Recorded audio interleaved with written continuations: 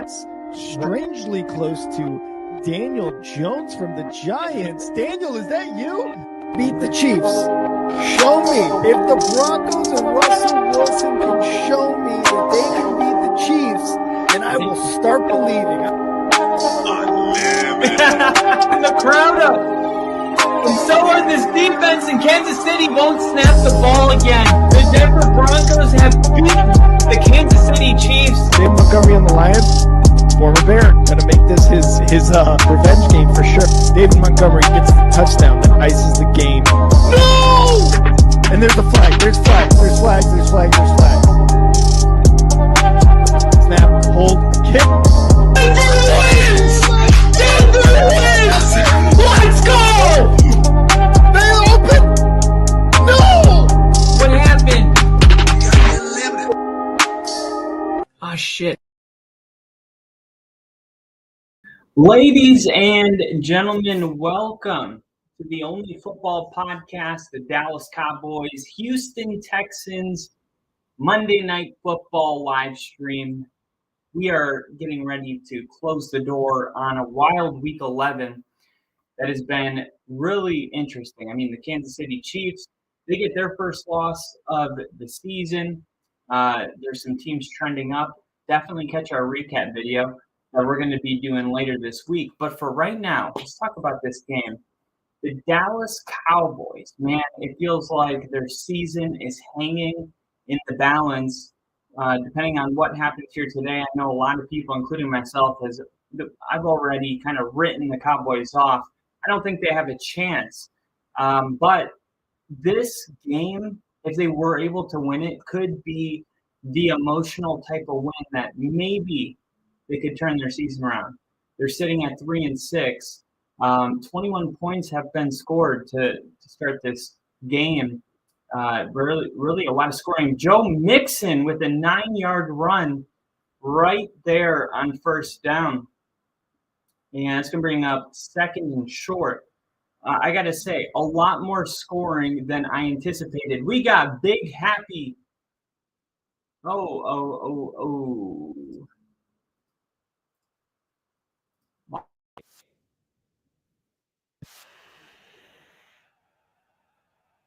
Happy. Cowboys are done. I agree. I think the Cowboys are done too, especially that division. I mean, you got the Commanders and the Philadelphia Eagles both looking really good coming out of that division. So I'm with you as far as the Cowboys being done. But until a team has 7 losses, there's always a chance. And, with the 18-week schedule, you can go 10-7. I think if you get double-digit wins, you're definitely going. So they can really only afford one more loss. And if it happened tonight, I feel like that would be it for sure. Dak done for the year. And let's be honest, the Cowboys are done. Maybe not statistically, but as soon as Dak got that surgery, you understood the message. Micah Parsons has made some comments on his podcast, and this is what's kind of difficult about having a podcast while being an active player, is that teams kind of hear the way you're talking, and honestly, they kind of know that a lot of the best players on this team have checked out emotionally from this season. Here we go, 1st and 10. CJ Stroud, quick pass. That's going to be completed to Schultz, and that's going to be good for a gain of 12. This is the Battle of Texas.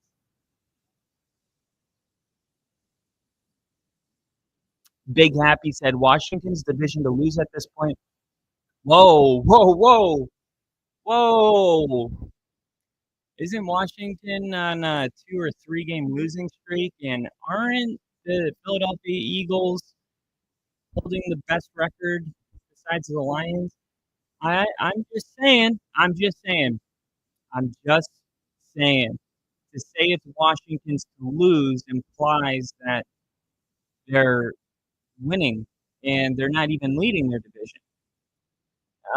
So I gotta say, I think the Eagles are going to win this division.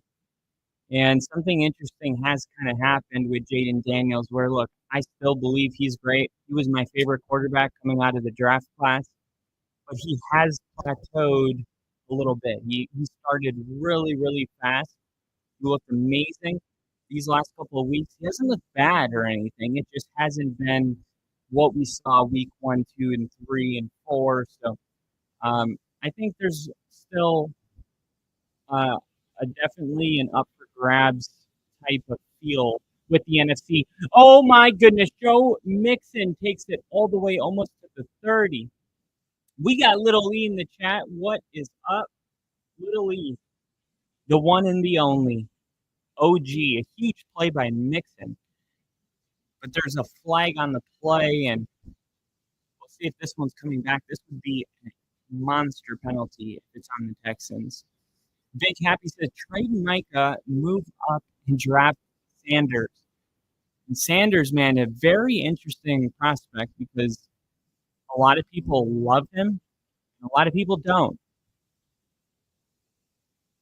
Personal foul, illegal low block. Defense. So it's a 15-yard penalty added to the end of the play and added to a play that's going to stand. That was a huge play. It was Overshawn guilty of the personal foul with that low block, and it was Joe Mixon who picked up 52 yards on the reception. It was a screen, and good job by Woods and the offensive linemen and the receivers getting out in front and making key blocks. That was just a really well executed screen and a really well run by Mixon as well. He had to make some moves there. Here we go. CJ Stroud looking, and now hitting his check down. Wow, CJ Stroud looked so good on that play. Doesn't he just, he looked like he was going through progression so fast. His footwork looked amazing. And then he sees perfect defense and then just hit the check down. That's a good looking check down. Daniel Berry Sports in the chat. What's up, Daniel? Welcome to Monday Night Football. Let me know in the chat who you got winning. The Texans right now knocking on the door to scoring 21. Tank Dell. And he thought reversing field and wisely just cut up and got what he could. It's going to be 3rd and 2. They are inside the 10 right now, so if you're a Cowboys fan, you're really hoping that you can hold them to 3 here and keep it a 10-point game. But, of course, Texans, they're trying to go up 14 here. 21 points in the first 3 drives, I would imagine, would be amazing. I just got home, so I didn't see how they scored those. But there's definitely a good amount of points here. They're going to pitch it, and the Cowboys play it well. And this is going to be an interesting call. I think you got to kick it. Yep, and they're going to make it a 2-possession game. A really big stop by the Cowboys. That is a really big time play by 24. Malik Hooker as well. Big Happy said, smash that like button. Where's my...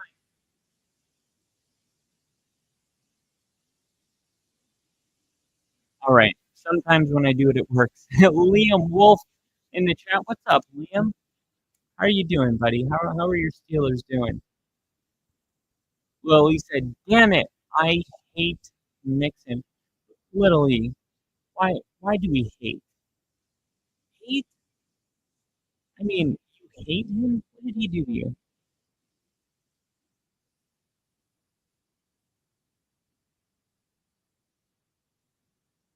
He couldn't have done anything that hurt you. He is having a really good season, though. I mean, you got to admit, Joe Mixon's having a hell of a year right now. I think he's doing, just big time numbers. He's got 71 rushing yards already in this game. Holy crap.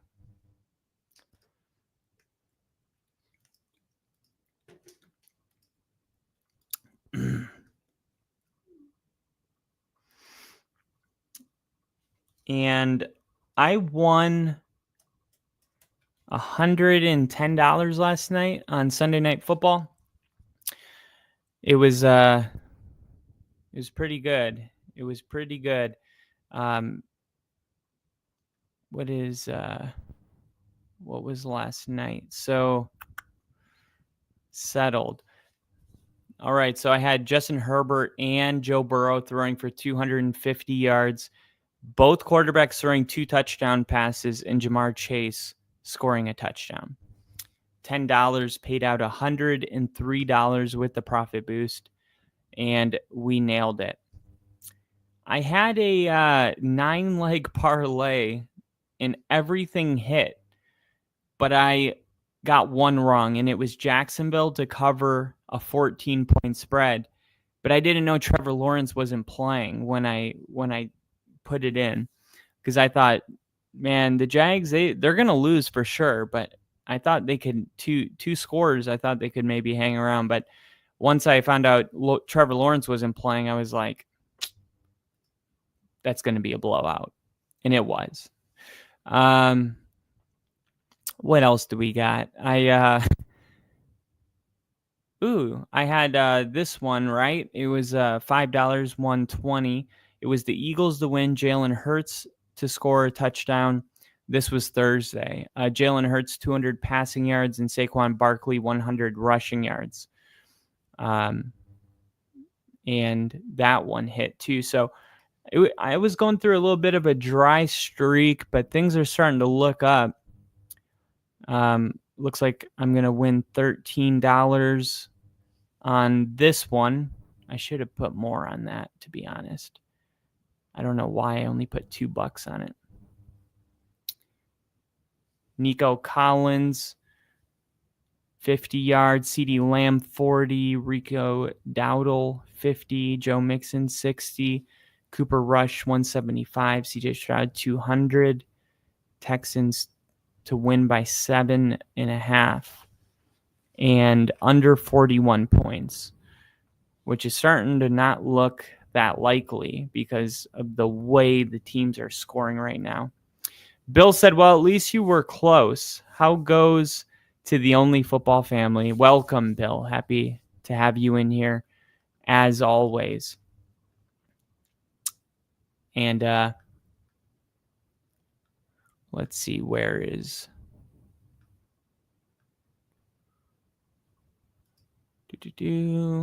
All right, we are back. Nope, we're still at the commercial break. Thought we were back. All right, I have a 30% live profit boost. I have to use it while the game's live or it doesn't count. So I'm going to look at any of these quick ones. Let's see. Quarter props.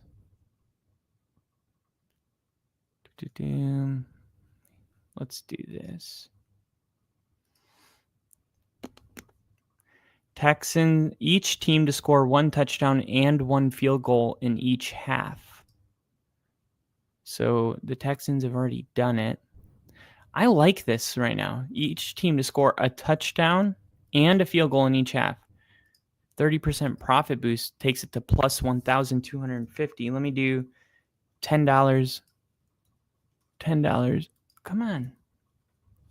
$10 wins 124. Boom. Total payout 134. All right. We need a touchdown and a field goal from both teams in each half. So we already got that from the Texans. So Dallas, I need a field goal. Good thing they have a really good kicker in Aubrey, because maybe if they're in a 55-yard field goal, they would kick it. All right. Here we go. 1st and 10. And under center, play action fake. And CD Lamb is open for a big gain. It's going to be a gain of 13. It felt like a much bigger gain because Cooper Rush back, his 3-step drop was like a 10-step drop. I mean, he really went back and, ooh.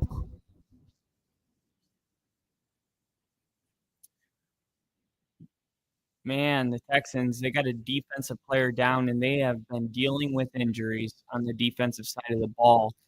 You want to know what the most alarming stat is that you guys probably don't know? Is that the Texans haven't scored a second-half touchdown since, like, week 8, I think.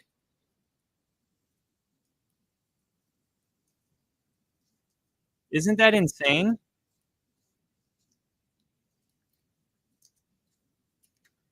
I think it was week 8. I'm looking it up right now. The Texans haven't – week 6. The Texans haven't scored a second-half touchdown since week 6. But they have been one of the hottest teams in the first half in the NFL. Isn't that interesting? Very good first half team. They have been, like, I mean, I would say historically bad in the second half. But I don't have the numbers, but I mean, come on. It's week 11 and you haven't, I mean, half of the season, 50% of the games you've played now in a row, you haven't scored a second half touchdown. That is a mind-boggling stat. I mean, what do you guys think about that? Isn't that crazy?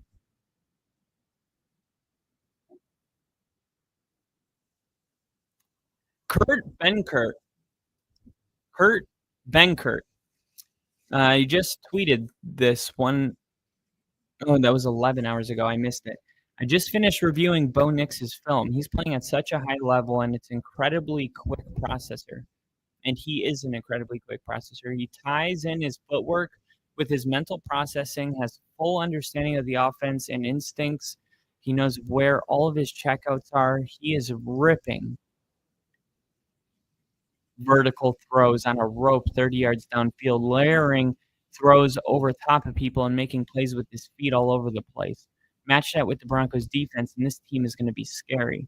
Both the Broncos and the Chargers will finally make the AFC West competitive, and the Chiefs, after this year, will no longer just walk their way into winning the division.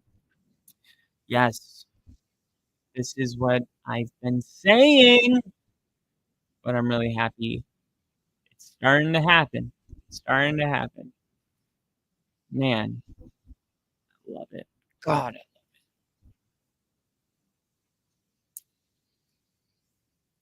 yeah, it's kind of interesting because we're getting close to the playoffs and people are, I don't know, it seems to be that the mainstream media has completely forgotten that 3 teams can make the playoffs, because today in, Colin Cowherd and a lot of the recap videos, people were like, Denver's a dangerous team. If they can get a couple wins and the Chargers lose a couple, I could see them finishing second in the division and making the playoffs. I'm like, okay, newsflash.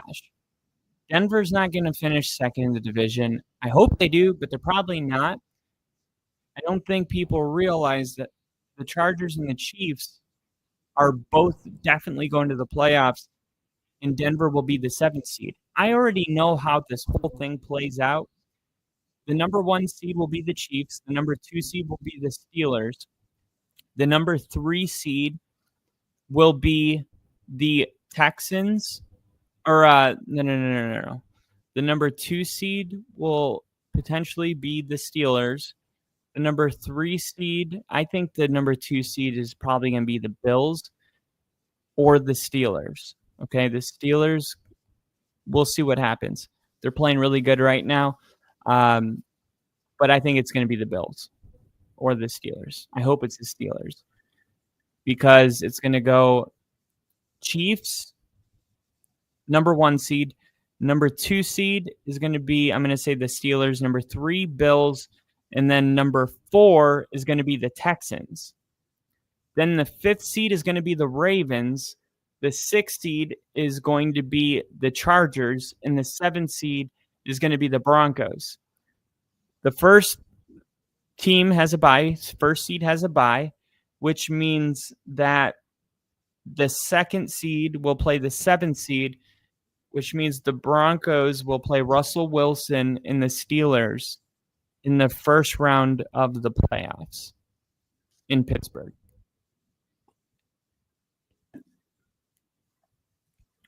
And then the Chargers will end up playing the Bills, and the Ravens will play the Texans.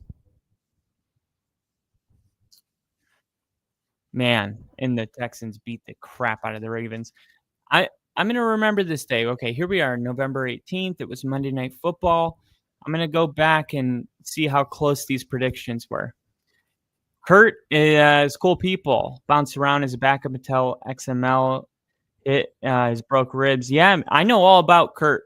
I follow him on X. That's why I was just reading. He just popped up on my feed. But yeah, I know him and Grassi.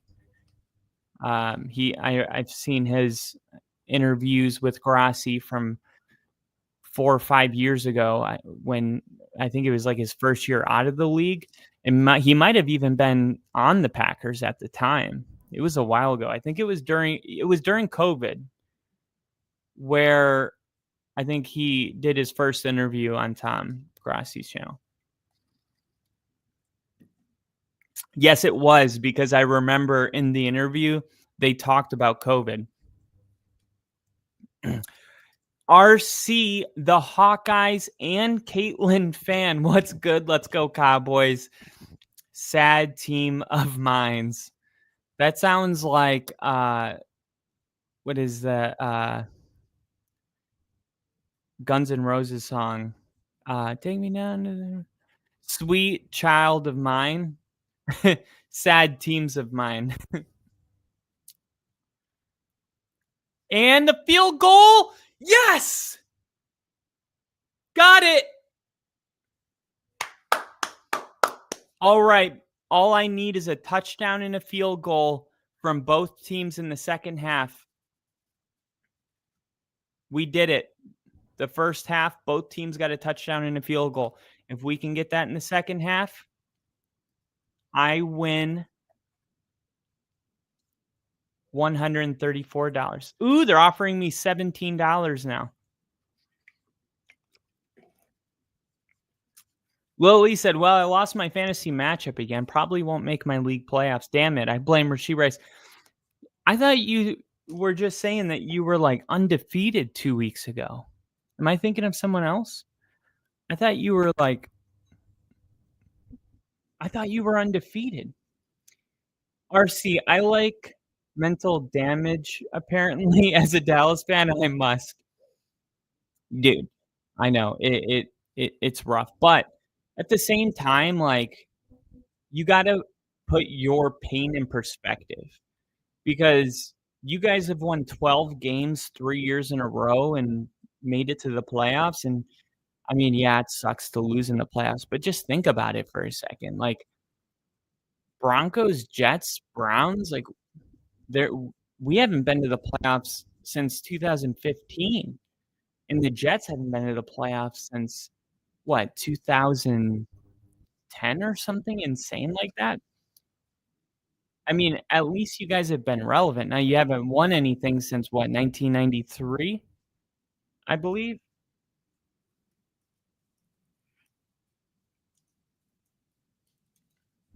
Let's see. Yeah, 1993.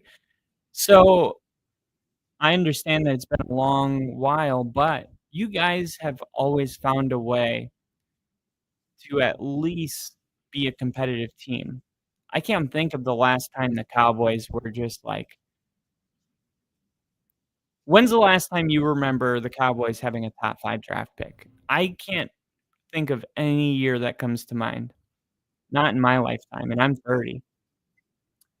Or the song "Sweet Caroline," that's the other one that I was singing that, but I was thinking of the other one. I was like, "No, no, no, that's not it." But yeah, it does, what is it? Sad teens of mine, Bears, Giants, Cowboys, bad times never felt so bad. So bad, so bad, so bad. Nah, I wasn't undefeated. I lost week 1 of fantasy because I didn't know it had started because we were busy on the ranch. Gotcha, gotcha. Yeah. I auto drafted Josh Jacobs at number 1 overall in my other league, and I got my first win of the season, like, last week. So, yeah, unfortunately, that one's, like, the big money league. I'm so disappointed, but I'm doing really good in my, Navy fantasy league with all my Navy buddies. We, I think I'm one win out of first. No, I'm tied now with first place with Rick, funny enough, and I'm coming off a week where I had, like, 178 points. So I had my best week. My team's starting to get hot. Flag comes in early. CJ Stroud running and throwing the check down, man. CJ Stroud is playing really good. He just, like, when you're watching him play tonight, he just looks fast. I don't know how to explain it. Let me know if you guys are watching the game, let me know if you feel that way. It just CJ Stroud just seems like he's like unsackable. It just seems like he's a step ahead of everybody else. Didn't you just say the Cowboys didn't score a second half tutty since week 6? Might want to think about that $17. No. That's Bill, that's the Texans. That's the Texans. The Texans haven't scored a second half touchdown since week 6. Isn't that weird? Like, you would think that's the Cowboys, but it's the Texans. It's weird. It's freaking crazy. It doesn't even make sense. It's almost unbelievable. It really is. And Bill's like, you might want to take that 17 and run. You know what's worse than being a Cowboys fan? I'm also a fan of the Jaguars. This is not my year. You know what? I'm also a fan of the Jaguars. They are my third favorite team, but I always cheer for them because I grew up in Duval. I went to high school in Jacksonville. I went to middle school in Jacksonville. And my dad was a golf pro, and his best friend that he worked with, his brother was Kevin Walter, a wide receiver for the Texans. So every time the Texans came to Jacksonville, I got to go to the game and meet the players and stuff like that. So I went to all of my first football games were Jaguar games. They were Jaguar Texans games mostly, but I also went to a Jaguars Broncos game for my birthday when I was like 12 years old. And funny enough, my girlfriend in middle school, her dad scored 2 touchdowns in that game that I went to. And I was a huge Broncos fan. She never told me that her father played for the Broncos. She didn't tell me anything about him. He didn't live with her. Her mom and dad were divorced. I knew nothing about it until way later when I figured out, I mean, I figured this out all on my own while quarantining in Italy on a deployment. So I reached out and was like, hey, is your dad Dwayne Carswell? Because her name's Ashley Carswell. And I just did a quick Google, and it was like Dwayne Carswell from Jacksonville, Florida. And I'm like, oh my God. So this is This is what I got back. It's a Dwayne Carswell autographed helmet. So anyway, I went to a lot of Jaguars games, and then of course last season the Jaguars had me on the field for their veteran of the game. And it was one of the coolest experiences of my life. It was unlike anything I have ever experienced. And I've never shown anybody the video of that. But it was really, really cool.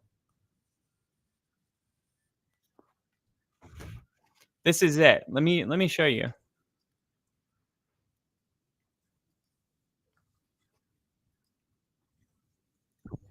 StreamYard, Facebook. Here it is. So this was it.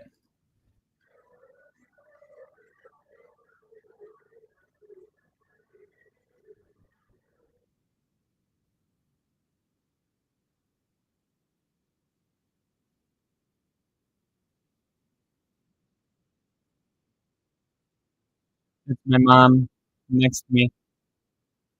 You know, when you record a video on a video, it's kind of blurry like that. It's my best friend.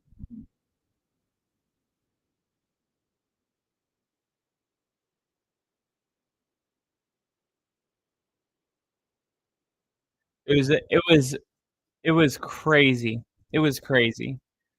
And then at the end, I went, "Duval!" And the whole place went, "Duval!" See, uh, it was so cool.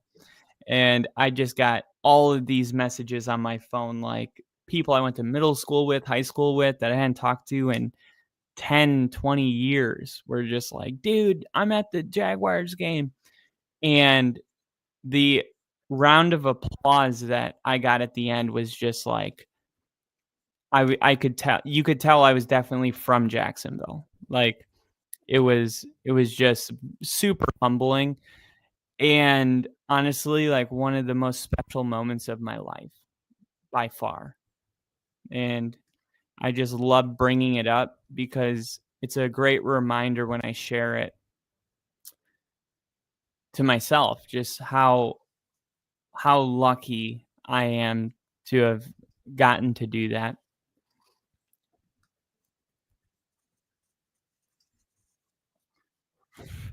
Is that how you became a Broncos fan? No. No, no, no. That's not connected, but that's also why it's so weird. No, I picked the Broncos. I moved to Florida when I was 8, and I was a Broncos fan before I moved to Florida. My best friend at when I was in first grade, my best friend's name was Alex. And at recess every day, me and Alex played Brandon and Wesley in not play two touch football. And they were the Packers, so we had to go pick another team. So we laid out all 31 teams, I think, at the time. And it was between the Patriots and the Broncos. And we both decided we were going to go with the Broncos. And that was it. We both bought Brian Greasy jerseys, or our parents did for Christmas. And I've never missed a Broncos game since that day. And it's weird because it's like, how can you just pick to be a fan and you care so deeply? Like, I couldn't just be like, I'm going to be a Dolphins fan now and actually care. I could try, but something magical happened when we opened that book. And when I went to my first Broncos game when I was 16, I called Alex. I still remembered his phone number. He answered it, and I was like, dude, guess where I am? I hadn't talked to him in like 15 years. I was like, I'm at the Broncos game. They're getting ready to play the Chargers in the playoffs. And he went, oh my God, dude, that's sick. And I was like, are you still a Broncos fan? He was like, yeah. And I was like, no, no, no. Like, is it the biggest passion that you have? You've never missed a game? And he's like, yeah, dude, I've never missed a game. He's like, everything in my room is Broncos. And I'm like, I don't know what happened to us when we opened that book. But something magical happened. Like the Broncos spirit came out and just took us, right? It was actually fascinating. But yeah, that happened, and when I was 8 years old, 9 years old, and I didn't date that guy's daughter until I was 13, 14, 13. So crazy, man. It's weird. I feel like there's such a long gap between opening that book in first grade and dating his daughter, but when I do the math, it's like 4 years. But it's weird because when you're younger, right? Let's say I'm 9 years old and I just turned 10. Time feels a lot longer because of proportionality. 1 year is 10% of my life at that age, which is a pretty significant chunk. When you're 99 and you turn 100, 1 year is only 1% of your life. So that's why when you go back and think about, from 8 to 11, it feels like it could be, like, for me, it feels like 10 years. But that's because of the percentage of my life it was at that time. To equal that percentage today, it would have to be 10 years. It's really interesting. Cooper bust whack Prescott. Oh, man. Honestly, Cooper Rush is playing a lot better than I think anybody could have imagined. Jerry Jones doubled down on Cooper Rush, saying he had confidence in him this week. And Cooper Rush, I mean, he had a really bad game last week, so I'm pretty impressed. Cowboys have the ball, 2-minute warning, and they're giving the home field at least some good football today. Oh, Jinja. The fuck is Rick? What's up, fellers? Rick is I think he's coming on pretty soon. He told me he was. Dude, that's dope. You really should look into writing a memoir pertaining to your biography and life stories. I would 100% buy it. That would be cool. That would be cool. I've actually considered it. I wanted to make a movie. But I was like, if I make a movie, I want to act. I want to play my own character because I really wanted to be an actor. Oh my gosh, they're going to call holding on Kadar Holman, which is going to be an automatic. No, that's a legal contact. 5-yard penalty, but an automatic first down. Also, the Cowboys still have 2 timeouts, and a minute 55 is a lifetime, which is interesting because if the Cowboys knock this clock all the way down and score a touchdown, they receive the ball in the second half. You could blink, and they're going to be potentially up 7 points, depending on how they do on these next 2 drives. It's a really good opportunity for the Cowboys. If you do the movie, I gotta play Rick. We'll ask Rick. We'll ask Rick when he gets in here if Lily can play Rick. That would be hilarious.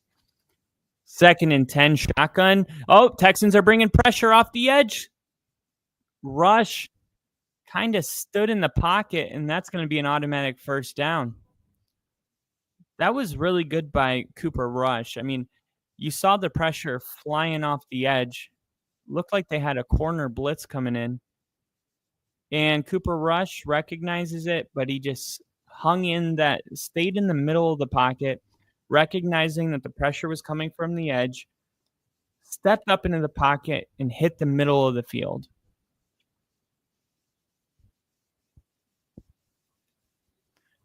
They're saying it should have been pass interference. It should have been a spot foul. So they kind of got screwed right there because they gave him 5 yards instead of 12. Here's Rush, middle of the field, a very dangerous pass. And That's the kind of thing that you just can't do to your running back. That throw was messed up, dude.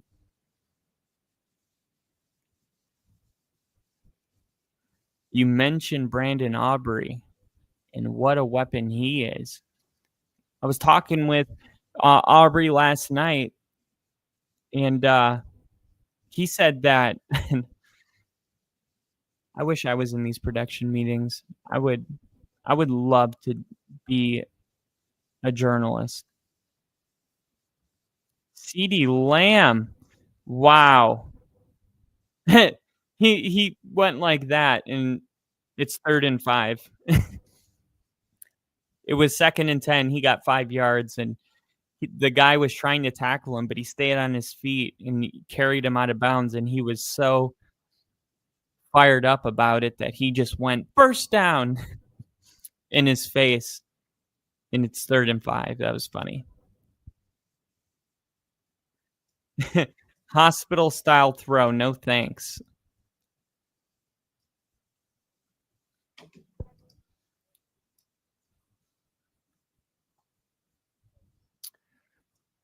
Let me get this ticker going for you guys.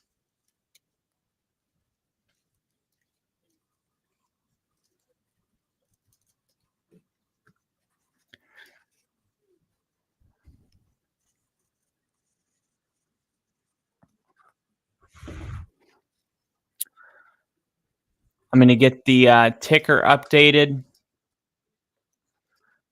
I play Rick 100%. Have to have a scene with you, Kyle, and joking with you about Malik Willis better than Jordan Love. Oh, man, I'm going to be so into character if you say that. I'm going to be so. We're going to. Oh, they're bringing a blitz. Oh, it's picked up nicely. And what a throw. Flanoy. That was a dart in a great pickup. Man, that was a really good job by the O-line. They're going no huddle here. 114. And here we go. They're going to hit the sideline. We're going to ask Rick about this when he gets in here. Whenever he gets in here. I'm going to give him crap when he gets in here. I'm going to be like, dude, we got one game to stream.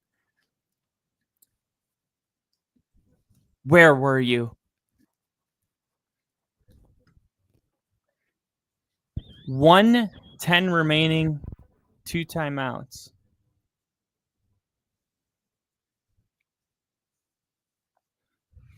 Cooper Rush. Oh, off the hands of Dowdle. Come on. What the hell, Dowdle? Don't make me doubt you.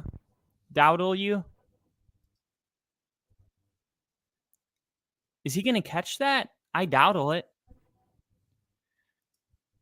I honestly dowdle it. I actually like Dowdle, but he's got to make that play. All right. Let's see if Cooper Rush can actually put the field. A lot of checkdowns. Here we go. Cooper Rush. Now he's going to try to run it, and he's only going to pick up 3 yards, and now they're going to have to kick a field goal. Why did he run up into the pocket like that? Man, I'm starting to get spoiled. I'm starting to watch my quarterback, and other quarterbacks just look so much worse. Other quarterbacks just look so much worse after me being lucky enough to see what I've been seeing every Sunday. That's it. Troy Aikman just said it perfectly.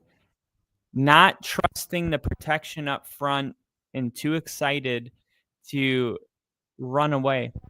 Oh my gosh. Brandon Aubrey just missed a 40-yarder. So it's all for nothing. That's crazy.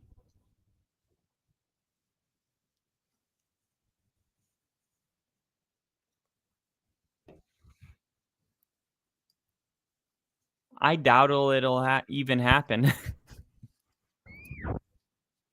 Oh, he slipped.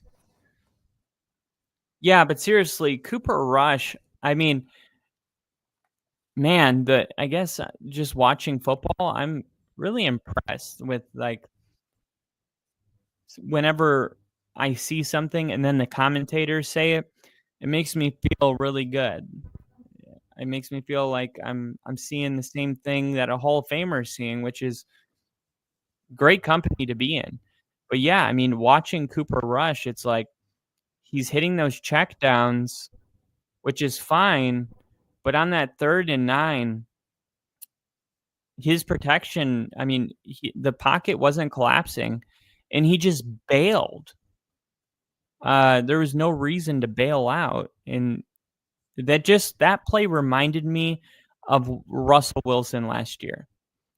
Just so eager to hit the check down, so he has the completions and the numbers look good, but just refuses to hang in the pocket and throw the ball down the field and attack the 2nd and 3rd layer of the field. And that's really what I noticed from Cooper Rush on that drive. He just needs to play with more confidence.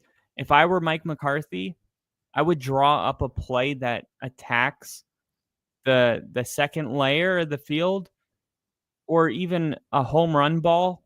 But I think it's paramount that Mike McCarthy draws up a play that gets Cooper Rush confident, because that just screams that he's not confident. And the offensive line has done a great job of picking up the blitz when the Texans have blitzed, and they blitzed quite a lot on that last drive. So there's really no reason for him to not trust the offensive line right now. So this is definitely a confidence issue. So let's see if Mike McCarthy can draw up a play that kind of gets Cooper Rush playing with that confidence, and then he'll maybe hang in there and trust himself and his teammates a little bit more. A 3 and out for the Texans is going to result in a punt, and a good job by the Cowboys getting pressure on CJ Stroud. And Friday night, they're showing the Jake Paul-Mike Tyson fight that took place in the arena. It was a very interesting fight.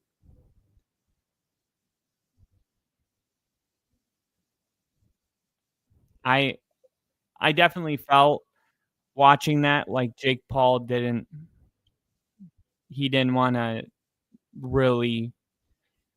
After round 3, his legs were done. It was over. It was obvious. But you could tell Jake Paul was like, I'm not gonna go 100%. Ooh, Ezekiel Elliott. Oh, almost lost the ball. All right, so they're gonna call timeout here after an 8-yard gain. Aubrey, he can kick it from 65 yards? I mean, that's what he says. He's tying his cleats. Maybe an NFL record here on Monday Night Football. Wouldn't that be something? AFC South. One thing the Texans have done is go undefeated in the division, which is pretty good. And they only have a 1-game lead on the Colts, who got that miraculous win over the Jets. So, I mean, it's a pretty weak AFC South, but still the Texans only have a 1-game lead, even though it feels like it's theirs to run away with for sure. All right, here's another check down, and he's able to get out of bounds, and that'll stop the clock at 21. It's the rookie tight end, Spaghetti.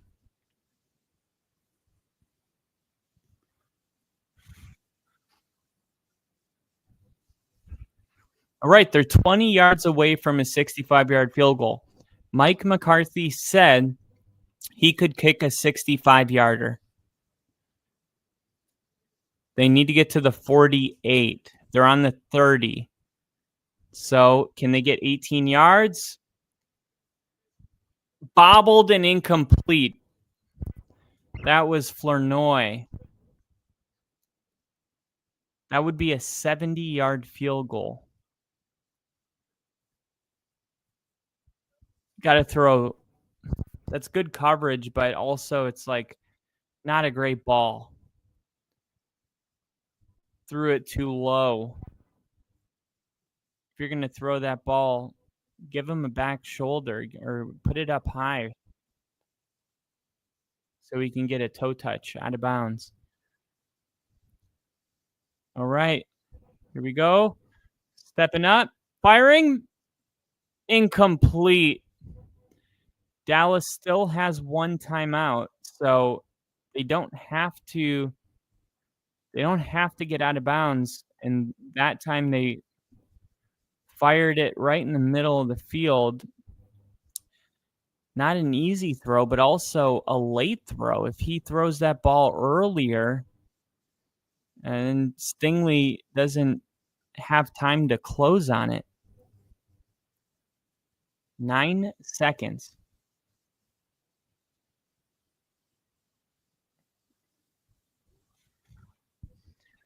All right. Here we go. What was that? What was that throw?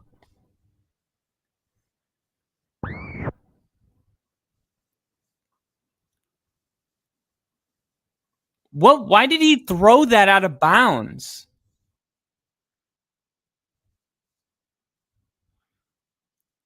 Why did he throw that ball out of bounds?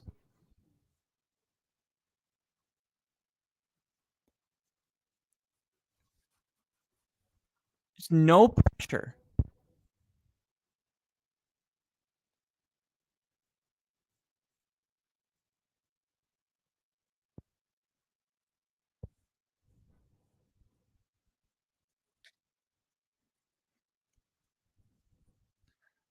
Gosh. I hate watching terrible quarterback play. There was no reason to throw that ball. I mean, obviously, it just makes everybody feel like you don't get it. You don't get it. Like, you don't understand what the team's trying to do. Like, that's a throw that even if it was the first quarter and that was the first drive of the game, it's just like the pocket's not collapsing. Why did you not know it was third down? Now here's Cooper Rush, and he's just going to heave it downfield, and that'll end the half. Is that going to be an interception? Looks like he had 1 foot in, but it's halftime. 17-10 is your halftime score. The Texans have the lead. And I got to say, it's a lot closer than I thought. Cowboys are hanging in there for what it's worth.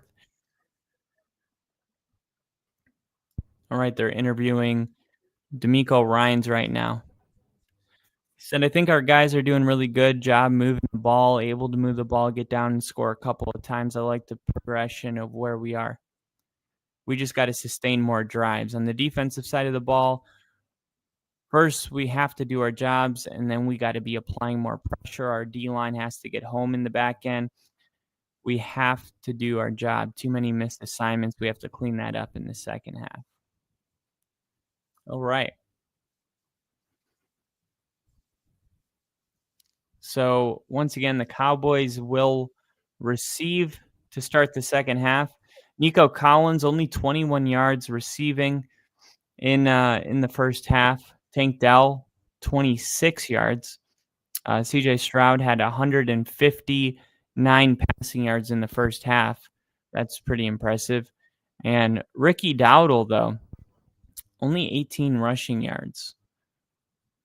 So that'll be something to monitor as well. And are the freaking Texans going to score a touchdown in the second half? I mean, I think that's the question everyone's asking.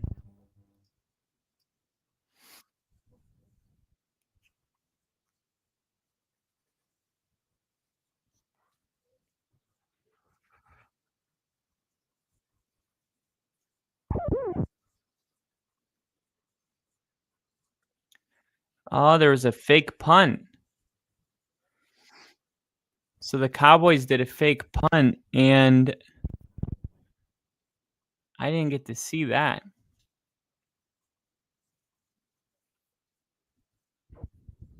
I'm seeing the highlights of what I missed in the first quarter. Joe Mixon, 11 rushes, 71 yards, 2 touchdowns, and 37 receiving yards. 8 rushing touchdowns since week 6, second in the NFL. Man, Joe Mixon's playing so well right now. And it's worth asking yourself with all the struggles of the Bengals. I mean, the Bengals aren't really struggling offensively, but having a guy like Joe Mixon couldn't hurt. It definitely makes them a better team, but I wonder if the Bengals regret not paying him. Although Chase Brown did look pretty good last night. Chase Brown did look pretty good. Let's see what the internet's saying about this game on X. Cowboys.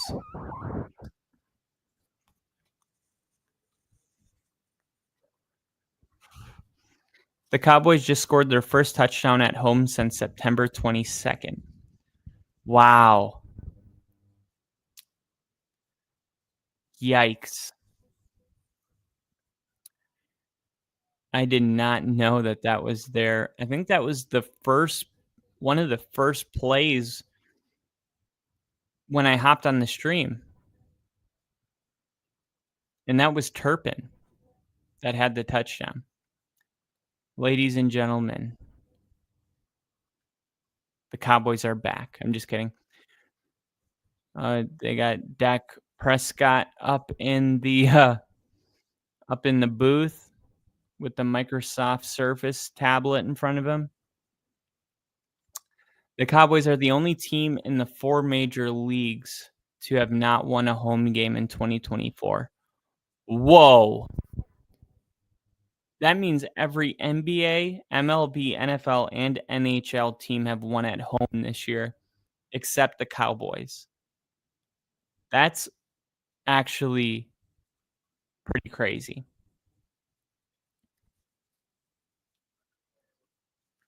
Wow.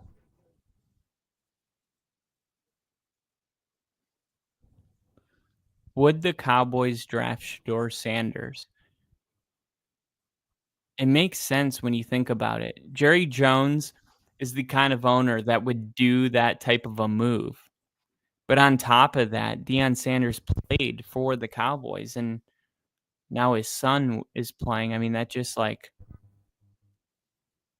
that would be cool. Ooh, Chris Berman's fastest 3 minutes.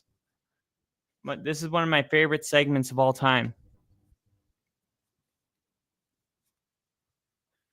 All right, starting with the Bills-Chiefs game. Got some honey on my hand. Oh, that's the worst. I'm going to be sticky.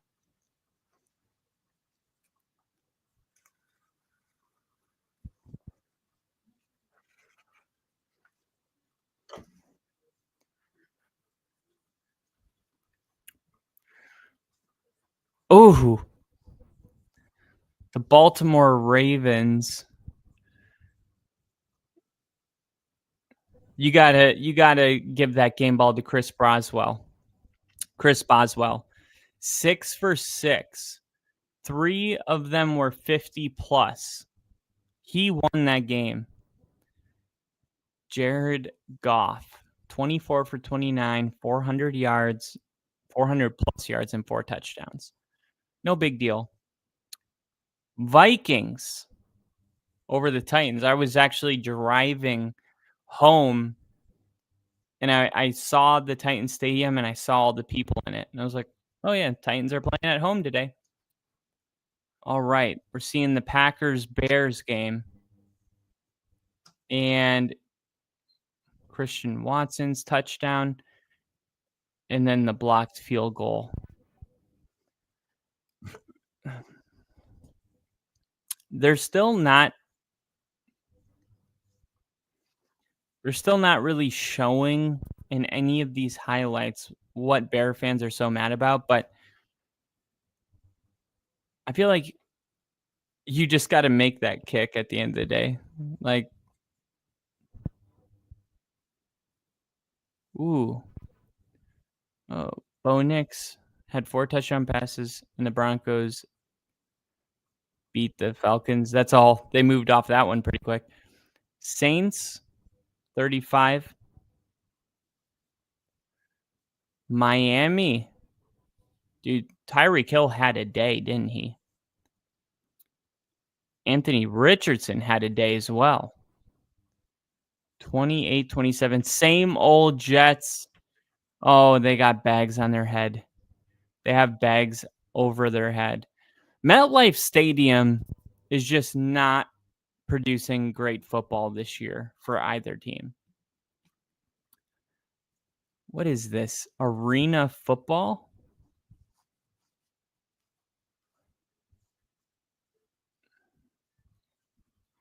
Toronto won. What? I didn't even know that. Where do you even watch arena football? Like, what channel is that on?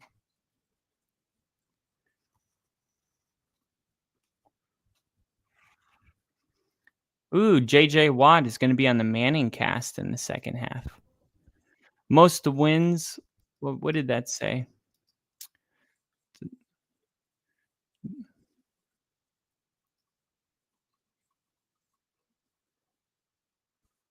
Most wins all time on Monday Night Football. Steelers with 54, 49ers with 53, and the Cowboys with 50. Interesting. I did not know that.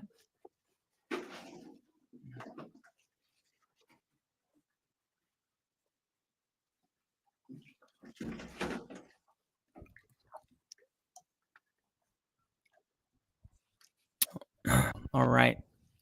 So we gear up for the second half.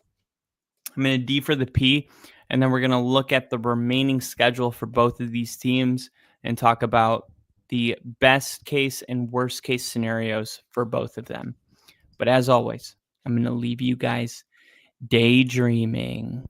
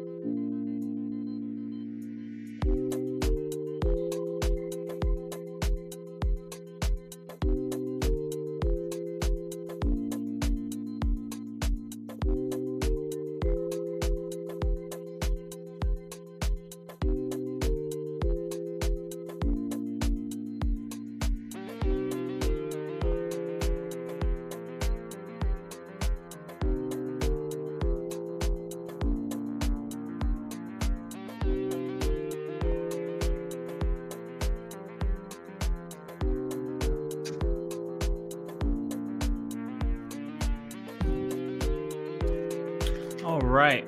Welcome back to the Only Football Podcast. All right. Perfect timing. 1st and 10.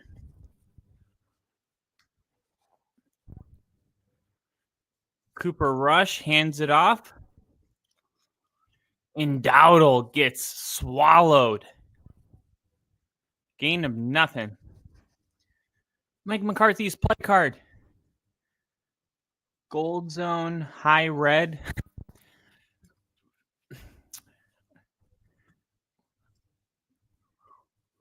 Sack lunch. I didn't know I could fast forward. Daniel Hunter. What a play. And, man, Cooper Rush has already been kind of shaky in the pocket. That's not going to help.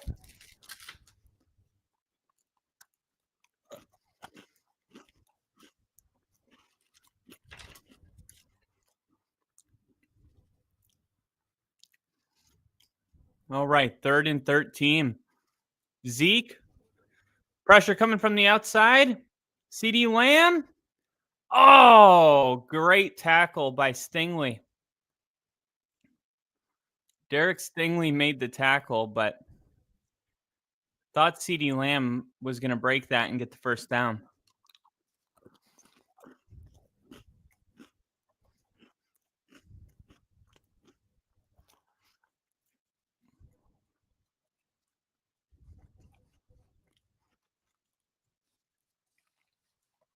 If 89, he was trying to block downfield, he should have blocked Stingley. And here's the punt from the 25-yard line. And that's going to be fair caught at the 25-yard line.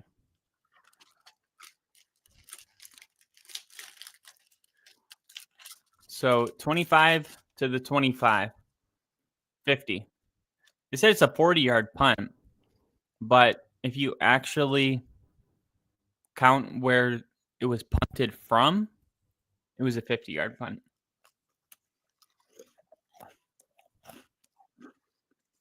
I didn't know that. I didn't know that they don't include that distance. I just learned this right now. Because I was like, he's on the 25. It was fair caught on the 25. And they're calling it a 40-yard punt. It makes sense if you are including the line of scrimmage to the 25. Because let's say the line of scrimmage was, what would that be? The 35? 35. What's the 35 to the 25? 10, 15, 25, 30, 40. Yeah. Wow. The more you know. So when they say that's a 50-yard punt or a 60-yard punt, they're only counting the distance from the line of scrimmage to where it was fair caught.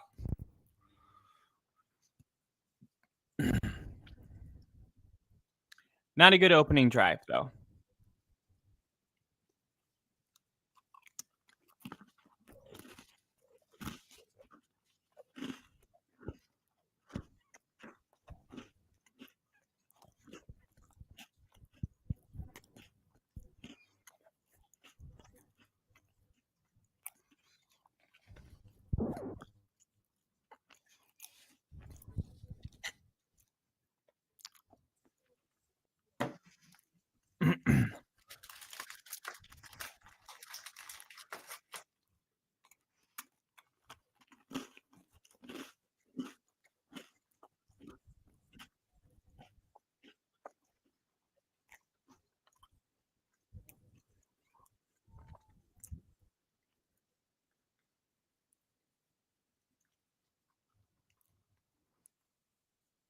Would you take one big game win in 50 years or 4 big game losses in a row?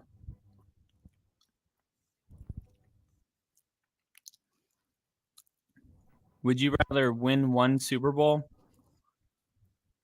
every 50 years or go to 4 Super Bowls in a row and lose them all. All right, Tank Dell on first down. That's going to be a gain of 6, I think.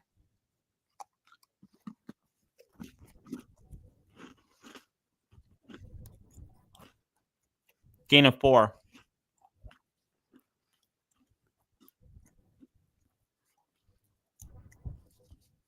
Wow. They're terrible. They're a terrible second down team. Ooh. Tank Dell again. Like I said, Texans have not scored a touchdown in the second half since week 6. No.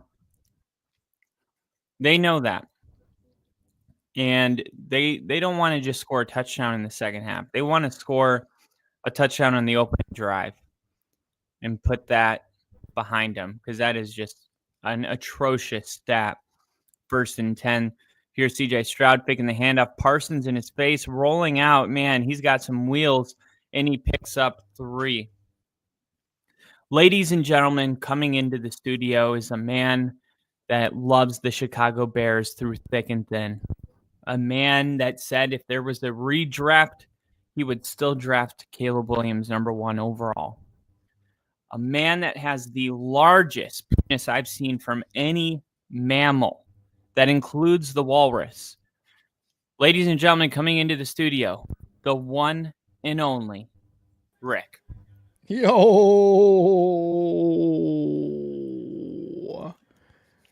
Second and 7. Quick pass. First down.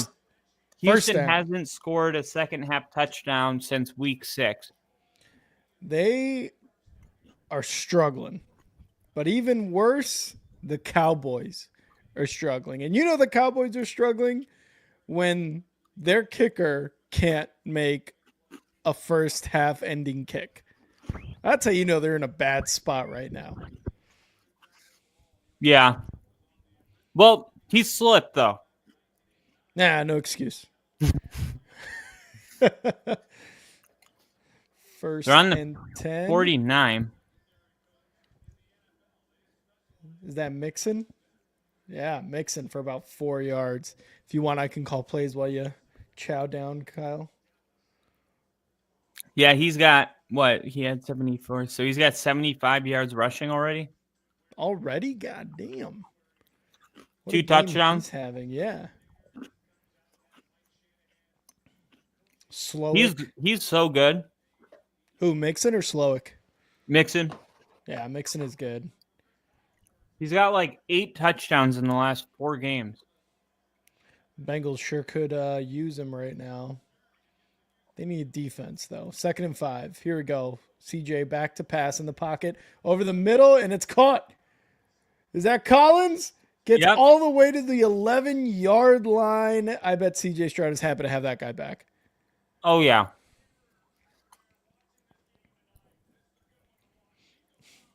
This might be their opening drive touchdown right here. They need it, man. You mentioned the fact that they don't have a second half touchdown for so many weeks is that's ridiculous with CJ Stroud. You know what I mean? But that's how the cookie crumbles sometimes.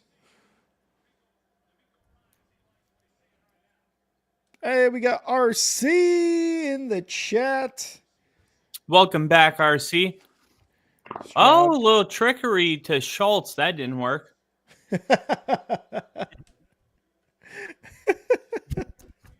Little trickery doesn't do anything. RC was here when I had my absolute meltdown on yesterday with the during the Bears game, or at least at the end of the Bears game. He was here, consoling me. I'm sorry you had to see that. This is so bad. Oh, at the 10. Stroud shotgun, 2nd and 8. Snap, Mixon up the middle. Left side, actually. Wow. Great second effort. And there's a flag. God damn it. I don't know how he was able to do that. Honestly, though, you're not wrong. Oh, holding offense. So if Oh, I need both teams to get a field goal and a touchdown in the second half for $130. both teams to get a field goal and a touchdown. Yeah. Nice. Oh, that's doable. That's doable. I mean, I don't know about the Cowboys, but I still think it's doable. They did it in the first half, though. There you go. There you go. That's all you need. So Casey's. 2nd and 18. This kind of looks like we might be getting a field goal here. So for the Texans, it would just be a touchdown. Here we go. Stroud, 2nd and 18. Needs to get to the 2-yard line for a first down in the shotgun, 5 wide. Snap. Dallas rushing 4, gets some pressure and gets it the dump off to Mechie. And it looks like he gains the 10 yards back that the holding was called for. Casey was also here. He said there was some colorful language. Yeah, that's one way to I showed my mom that. Yeah. Because, of course, she's a Packer fan. Did she die laughing? So hard. We got to do but break. not like fake laughter, like that deep belly laughter. Yeah. 3rd and 8. 5 wide. Back to pass. Stroud. Quick one over the right side, and it's going to be incomplete to Mixon. Oh. Yeah, I did that. After I signed off the live stream of the Bears, I watched it back and I was like, I have to make this a clip because this is gold. This is comedy gold. Yeah, it's like, us sports fans. Yeah. This is our life. That's sports. That is sports. Some of us just were born in the wrong city. Snap, pulled, kick is good, Kyle. There's the field goal. All right. Field goal. I need 1 touchdown for the Texans, a field goal and a touchdown for the Cowboys. Can I get it? I'm going to be positive and say yes. I won $104 yesterday on Sunday Night Football. Nice. Had both quarterbacks getting 2 passing touchdowns, 250 passing yards, and Jamar Chase scoring. Oh, yeah. Jamar Chase, what? He had like 2 touchdowns? Yeah, he had 2. Yeah, he went ham, dude. My fantasy team had a really good week. I know. I had a terrible week. I know. It's like whenever your team, it was like, I don't know. It's weirdly connected. Like the Broncos blew the doors off the Falcons. Bo Nix had, like, he's definitely going to win whatever awards are up this week. It's Rookie like of the week for sure. Oh yeah. And Easy. Then, but it's like they blow out the Texans and my fantasy team like blows out the, like the Broncos miss by a field goal. And it's like, I lose by my fantasy by 0.1. It's like weirdly connected. It's like when when like girls say like they get on the same cycle. Yeah. Like my fantasy football team on the same cycle. And the Broncos are on the same cycle. Oh, I was going to mention, because you mentioned Bo 6. He is the only rookie quarterback, and I want everybody here paying attention. He is the only rookie quarterback to have an 80% completion percentage, 300 plus yards, 4+ touchdowns throw. In NFL history, ladies and gentlemen, that is Bo 6 for you right there. And he's only the second quarterback in 4 consecutive home games to throw for over 200 yards passing and 2 touchdown passes. As the only other guy to do it? Who? Peyton Manning? Hey, wait, as a Bronco or as? No, as a rookie. Oh, okay, that's why I was like, as a rookie yeah. Or what? Yeah, see, RC's like, God damn, wow. No, Bo Nix is it happened. Him and Jaden Daniels. I right now. Even more so because Jaden Daniels he started hot, but his Starting to numbers fizzle out a haven't bit. been like this.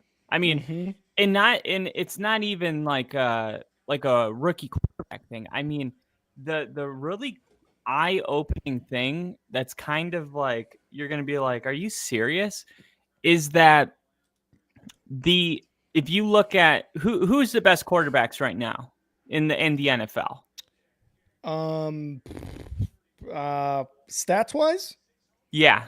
I'm going probably Josh Allen, Joe Burrow. Oh God, fucking Jalen Hurts. Yeah, I mean, those are all Jared Goff. yeah, those are all really really good quarterbacks.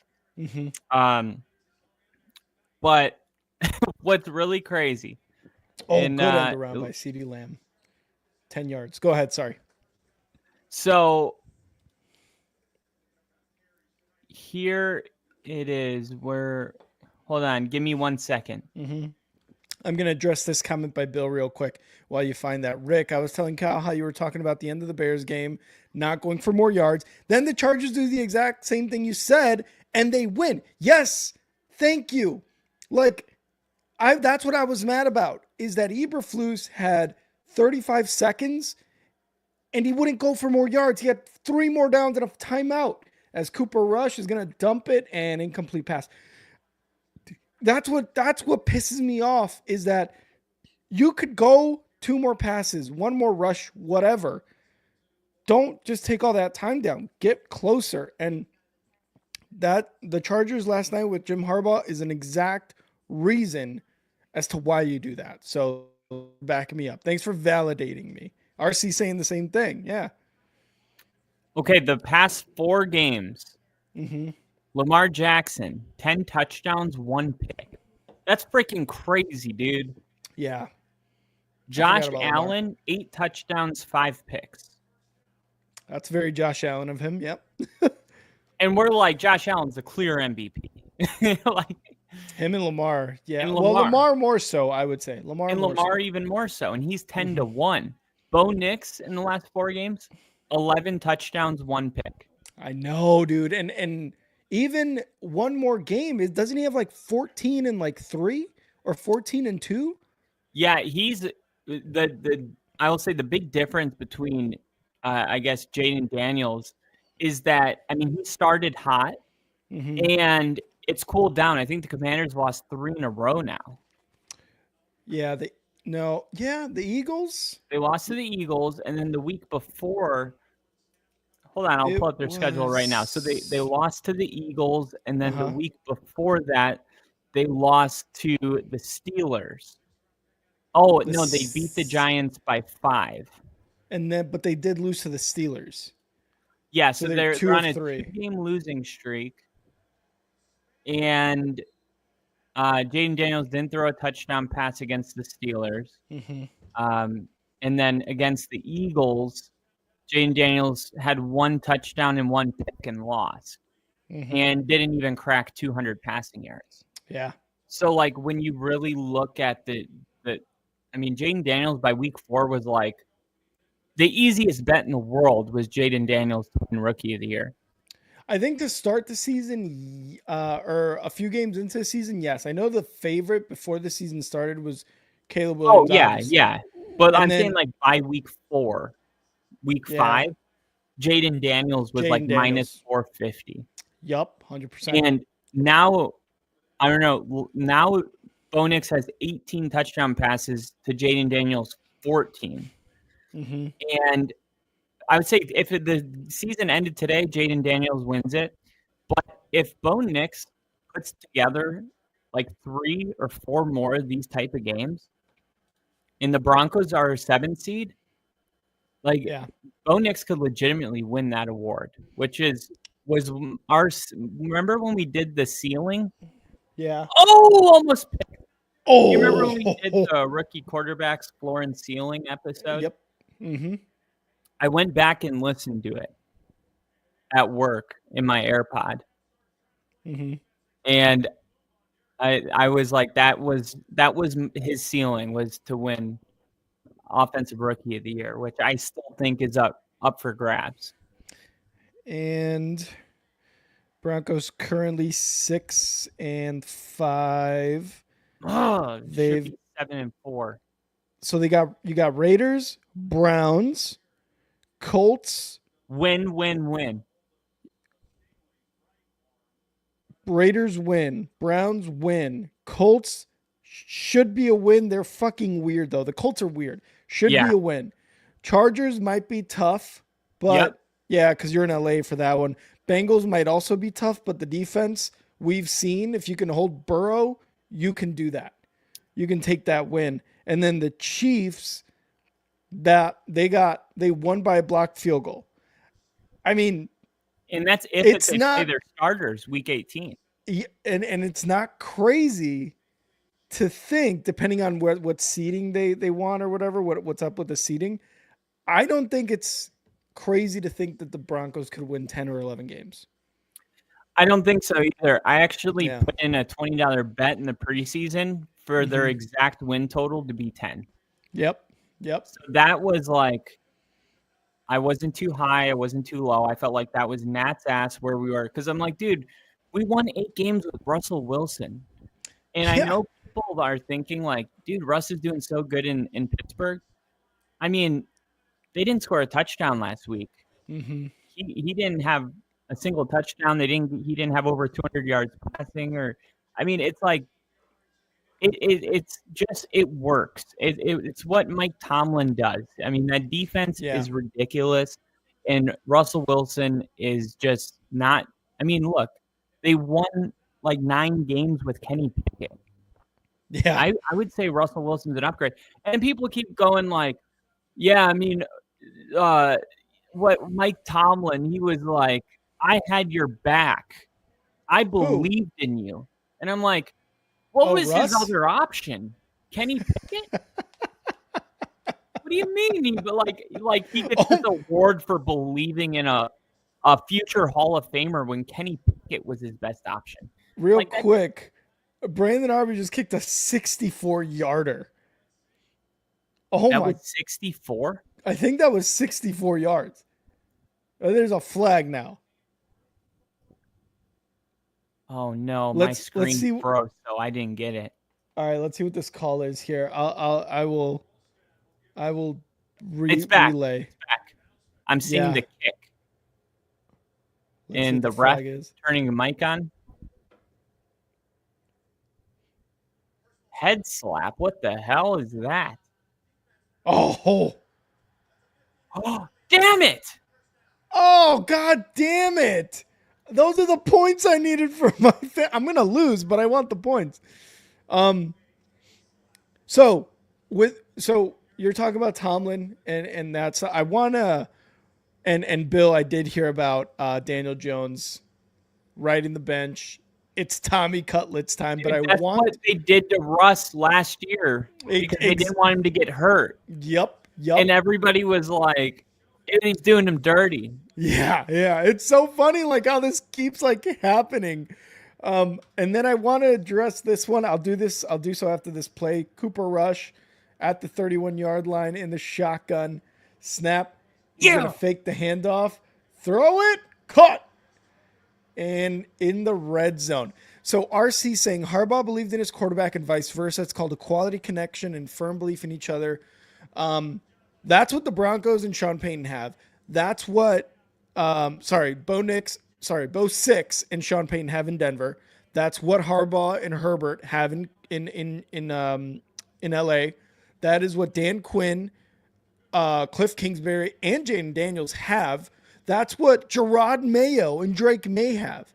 But you don't see that in Chicago, which is why they're struggling so much. So I love that comment, RC, because I'm seeing it around the league, except with the Bears fumble, Cooper Rush recovers. But I just wanted to say that because it's so clear how your head coach and your quarterback, regardless of whether they're offensive or defensive minded, how on the same page they have to be in order to see success. Dan Quinn and Jaden Daniels start off the season hot. They got a great OC.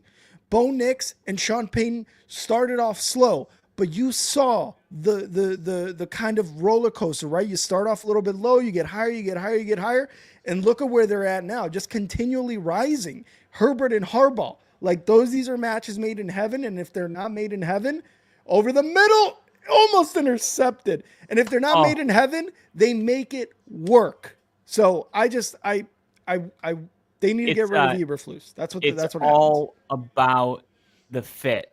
Yes. And that is just like the part people don't seem to get. Casual football fans don't understand how one quarterback can succeed in one area and then go to another area and totally just suck because it's not the right fit. Yeah. And look, that's exactly what happened with Russell Wilson. Clearly, that was just not the right fit for what Sean wanted out of his quarterback. Cooper caught. Good CeeDee catch. Lamb. Great throw, great catch. Cooper Rush needs to throw more like that. But it's a win-win too. It's not like there's actually Bronco fans out there that are like hate watching the Steelers, and they're like hoping that Russ does bad. I'm like, why? What if Russ wins the Super Bowl this year? Like, why does that matter? How many years does Russ have left? Like, we have a rookie that's going to be our quarterback for the next 10 to 15 years. And why would you be hateful? You know? I don't get it either. Cooper rolling right, looking over the right side, incomplete. CeeDee Lamb and a flag. Woo! Head on fire is in the chat. He's saying this is the greatest and dankest comedy Monday Night Football can offer. Holding on offense. Why didn't you just take the damn points? Oh, no. You need 3 anyway. I didn't even realize that was 4th down. Ugh. Hit a 64-yarder to make it a one-possession game. I don't know why you don't take the points when you have a struggling offense and you have a chance to make it a one-score game and build some momentum and make your team feel good. Like, hey, we're in this game. 1 score. Yeah. I don't know why you gamble that to do what? Make it a one-score game if you score a touchdown anyway? Either way, you need the field goal. You do. Yeah. Help the quarterback out. Help your team out. Get some points. RC saying, I like Caleb Rick, but the Bears have him on a rookie roller coaster ride. They do. And Shane Waldron was so bad. So bad. You saw how much better it looked under Thomas Brown, and it was so bad. I don't want to rehash this conversation with the Bears, but you kind of see, just how bad the decision-making is on Eberflus's part and why Thomas Brown, unfortunately, for all the good things he did yesterday and all the good things he's probably going to do the rest of the season, he's probably going to be looking for another job next year, regardless, because that whole staff is going to be gone. But Crafty in the chat, when did the stream start? Right around the second quarter or so, maybe end of the first. I forget exactly when. But what's important, Crafty, is you're here. You're here now. And when you're here, your family. Did you see the large piece of metal that fell from the Cowboys stadium? I saw that. I saw it was like a pregame report where NFL security was like, you guys either got to get rid of it, secure it, or we're not playing the game. And they got rid of it. I guess they just dislodged it from wherever it was hanging from, and then it just fell because that was the second piece that fell. That's crazy. RC wants everybody fired. RC, so you're a Cowboys fan. You're a Hawkeyes fan, Iowa Hawkeyes, and a Caitlin Clark fan. Fire Jerry Jones. Yeah. He is. I really can't believe they didn't take the points. I don't get it. Yeah, I don't know why either. Cooper Rush is not your 4th down quarterback. Right. That's He's like not. I don't like why wouldn't in a situation where you have this opportunity And not just that, but if you make it a one-score game, you're at home. You get the crowd back into it. It goes so Yeah. much. It's so much more than 3. You're down 2 scores. Still. Like, make it a 1-score game, yeah. Dumbasses. Unmanned golf cart. Crafty. Crafty's our inside man. And He's our Cooper inside man. Rush, I mean, gosh, if he didn't throw that ball so high, it could have been a touchdown. But that's the point. It's Cooper Rush. Exactly.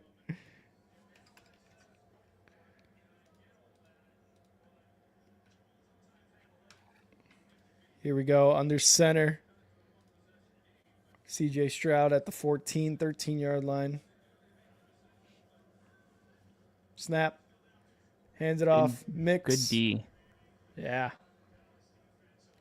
Nowhere to go. Lost maybe half a yard there. 3rd and 5 coming up. Come on, CJ. Do more. I mean, again, I'm not going to win. I still need 75 points from CJ Stroud, Ferguson, who exited with a concussion, and Brandon Aubrey. I'm not going to do anything, but hey, it's nice to at least not look like I got blown the fuck out. Oh, you're trying to get some pride points. Exactly. You got to crack 100. God, I hope so. Stroud. Oh, there might be a false start there in the pocket. Avoids a sack. Caught. Tank Dell with the first down catch.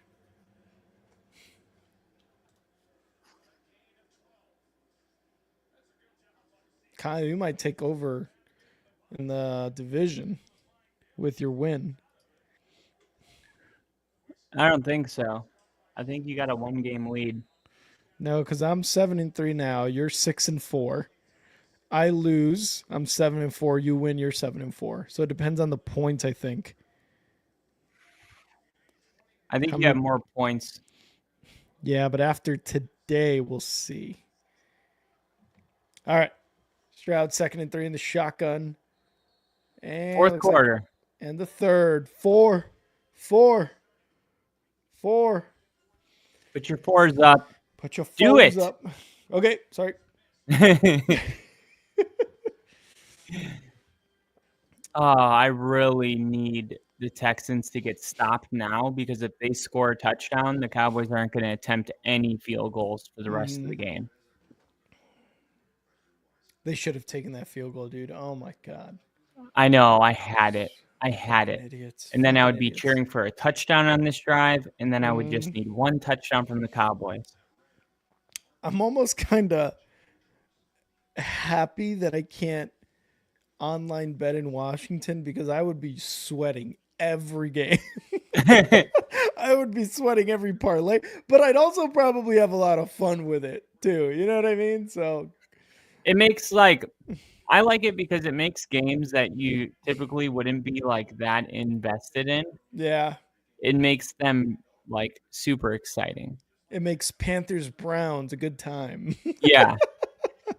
And then you end up, yeah. The only time I would even bet on that kind of game is if it was on primetime. Yeah. I do want to get in on. This is one of the reasons I want them to legalize online gambling in Washington State, is so I can just do those crazy 8, 9, 10 leg parlays, and just be fucking 10 more yards for this guy to get. Yeah. Blah, blah, blah, blah, blah. Just be on the edge, because it's so thrilling sometimes. Yeah, it was what I like the best is when you get those home run, those home run bets where it's a Denver 5.5 win total on the season. Yeah. Yep. That's I mean, if I was a millionaire, I would have put $1 million on it. There was no question. And you guys are already over it. Yeah, I just couldn't believe it. I'm like, really? We're going to be worse? Who was it that said that? Oh, go on my Twitter. I have a thread of everybody. I put it up last night. I said it's time. And there's a thread of every single prediction. Denver Let's go. 32nd in the power rankings. Bo Nix slander after the draft pick. It's all there. It's really, Fuck yeah. really satisfying. Love it. I'm going to take a quick pee for the D. Be right back. Bookmark. All right. Come on, Cowboys. I need you to get a stop here. I need you to get a stop here. Here we go. Handoff. Joe Mixon. He's going to be short. No. No, he's short. All right, 3rd and 1. Can the Cowboys get a stop here? They're going to pass it. Incomplete.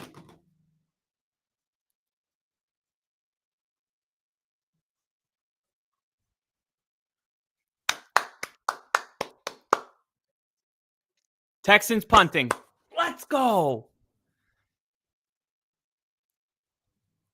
Texans have not scored a second half touchdown since week 6.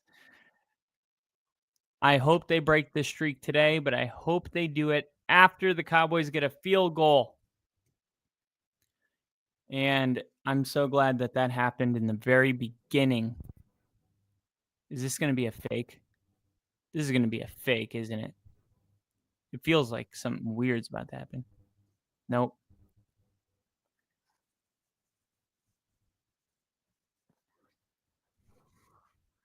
There's a flag. Where is the flag? Okay. It's not on. It looks like it's not on the kicker or the punter because he's running downfield fired up. There's no foul for holding on the play. Well, then why'd you throw it? Because they're silly geese. All right. So now from here, it would be, what, a 98-yard field goal? Brandon Aubrey's got the leg, guys. I think he's got it. What it's going to look like in 20 years. RC's asking, best feel-good team of the NFL season so far. Gave examples of Cardinals, Commanders, or someone else. You know who I'm going to say. I think that's a pretty easy one, especially given the fact that everybody had the Broncos with 5 wins. That's a good one. Bo Nix, they were 32nd in everyone's power rankings. NFL, FanDuel, Pro Football Focus. Bo Nix, last quarterback to be taken. Everybody was giving him shit, and look what he's doing now. He's up there with Jane Daniels for Rookie of the Year. Cooper Rush going deep. Caught. CeeDee Lamb. Wow. He's back. What a catch. Commanders as well. Cardinals. I never feel good about the Cardinals. I don't know what it is about the Cardinals. I never really liked them. The only time I've ever liked them was when they went to the Super Bowl with Kurt Warner. That's because they beat the Bears that one Friday night. Bullshit. They were who we thought they were. Or the Bears beat them. Oh, that was with Matt Leinart. You remember Matt Leinart? Oh, Jesus, of course I do. Christ. That was my favorite college football team ever. Yeah. Here we go. Cooper, there's a flag probably holding. Reggie Bush was I still think Reggie Bush is the most polarizing football player in college football history. Yeah. Oh, yeah. If you weren't for the younger guys on the channel, you weren't alive for Reggie Bush. And if you were an infant. Mm-hmm. You just will never understand what it was like. Yeah. I was a kid when I saw the greatest college football game of all time, Texas USC. Woo, yep. boy. I'll never forget that game because my brother was a huge Texas fan. Yeah. And I was huge USC because, we were just kids. So, of course, it was bandwagon. Oh, yeah. But you're a kid, you just cheer for the fun players. You don't really think about it. Mm-hmm. I think my brother and I were USC. We loved USC. And then when oh my God, Vince Young ran it in for the touchdown at the end to win it. I was like, no. I was so mad. Oh yeah, we all were. I feel like we all were. Here we go. 2nd and 6. Cooper back to pass in the pocket. Oh, Looking. Oh, fumble. wow. Fumble again. Texans have it. 20, 15, 10, 5. Touchdown. The Texans just got their first second half touchdown since week 6 because of the defense. On a sack, fumble, 6. That's Wow. crazy because the stat kind of still exists. It's just an offensive touchdown. Wow. I thought it was a great job by the lineman. And it's like as soon as he was running with that ball, you were like, that the way he was holding it, you just were like, I don't know. I could sense that something was about to go down. Look, right here, it was at this moment when he's got the ball out there and Petrie just came in and knocks it out. And Guyton, the rookie offensive lineman, trying to make something happen with that fumble. Wow. Snap, hold, kick is good. 27-10 Texans. Man. Hat saying LOL. All Mike those McCarthy. boogers in Mike McCarthy's nose. Does he get fired after this game? Oh God, this whole season has been trash. I don't know. I don't think he gets fired after this game. This whole season has been garbage. It's been garbage. So the Cowboys are down 17 points. So they still need a field goal. Crafty said 2 fumbles by Dallas on that play. It takes talent to fumble twice. That's on one possession. Oh, that's good. That's good. The Dallas train wrecks. RC, I'm sorry. I feel your pain, though. If there's anyone who can feel your pain this season, it's me right now. So it looks like I have 1,142 points. You have 1,210. So that would be like 80 more points. So you'll still be in first. Because of the points for? Yeah, because I need like about 80 points to take it on you. Mm-hmm. And you have, how much points do you have today? 80? Oh, you have 80 right now? Let's see. Gotta refresh these stats. Bill, I will give you a clock. 81. Heads up here. 81.4. Oh, that's interesting. Yeah. 67. So I have about 87 points on you right now. Oh, no. So you do need CJ Stroud to get some points and Brandon Aubrey to have that field goal. Because you have a total of how many again? I lost it, but it was like 80 less than you. Oh, no. I mean, how many have you scored in this matchup? 167. 167. So 60 will make it 1202. 7 will make it 1209. Plus the extra 100 would make it 1309. And then I have 81 would make it, let's see, that's 70. So that would be 1310-ish. And I have 1309. Yeah. if the score stays the same, I would be on top by a point. That's probably crazy, less. But I don't think it really matters ultimately because we're both headed to the playoffs anyway. And you got oh, you don't have anybody playing. I thought you did. Dude, Boswell. What a pickup. Did you have him as your kicker the entire time? I picked him up like week 4, week 3. What a week he had. Yeah, he has a week like that almost every week. Yeah, it's crazy. He's doing really well. Yeah, I don't even remember who I came into the league with, but I kind of got a feeling for the Steelers offense early. Oh my gosh. Is that going to be Oh, targeting? It's always when they celebrate after the yeah, helmet to helmet that they get immediately ejected. yeah. Have you And noticed Bill, that? If they don't celebrate, they get a warning.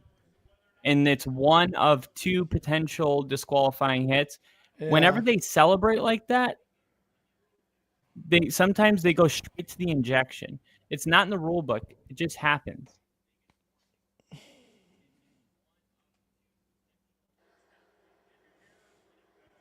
That was shoulder. That was a clean hit. Yeah, that was a clean hit. That they just what? It was just too big of a hit. That's a clean hit. Even the announcers are like, yeah, it's not. I mean, it's All right. just so hard at the speed of the game to. I mean, it looked like it was helmet for sure. Cooper over the middle, incomplete. Bill, I am at 12:05. The clock has stopped. Play clock at 37, 36, 35, 34. So just a heads up. I like this question by Crafty. Why not put Lance in there? And it's true. Why not? What have you got to lose right now? Well, they put Lance in last week, Oh, and did they? it wasn't better than Cooper Rush. Yeah, but they gave a I think the fourth Cowboys are still trying to win this game. I mean, almost intercepted. Yeah, but oh, they gave up a draft pick, didn't they? For Lance? yeah, what was it, like a 6th-rounder? Let me look it up. Trey Lance Cowboys. Fourth round draft pick to the 49ers in exchange for Lance. But like why not? Why like you gave up a fourth rounder for him. I would tend to agree if Cooper Rush doesn't get points on this drive. I would put him in.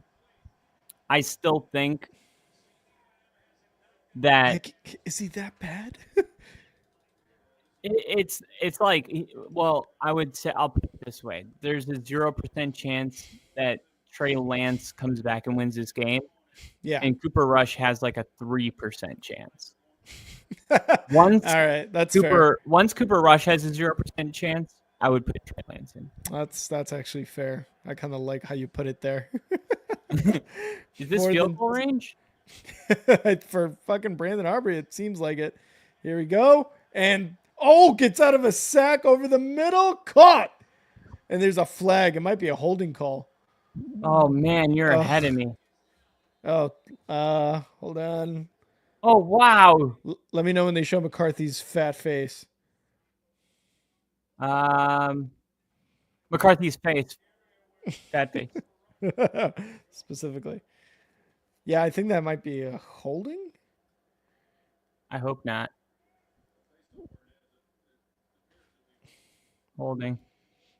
Offense. Is that Jesus. the guy that just fumbled it? No, that's Richards. Oh. Come on, refs. Give him a pass on this one. After all he did. Oh, I mean, you hate to wait a see minute. Hold on. I mean, is he grabbing that shoulder? Is that it? it looks like he's holding him I mean, I don't know, man. I don't know about that. Go for it. Go for it. You're down 3 scores. Go for it. That is a ridiculous call. What, punt and pin? I guess you think you have a better chance of getting a 3 and out than converting the 4th down, and I guess. I don't. because then if they kick a field goal, I mean, you pretty much gift wrap them of 3 points, and then you need 3 touchdowns instead of 2 and a field goal. I don't know. Yeah. I don't know.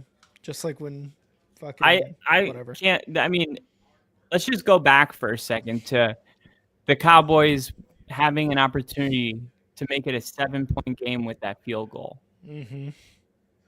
Like, how good does that sound right now? Sounds better than whatever the fuck they're doing now. Okay, so here it is, Rick. I promised I would show you. The dick pic or? No. That's later. Oh, okay. Thank God. Phew. All right.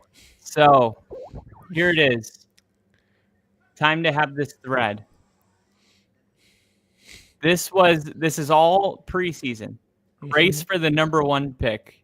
Broncos, number 1 overall pick, 3-14. Wow.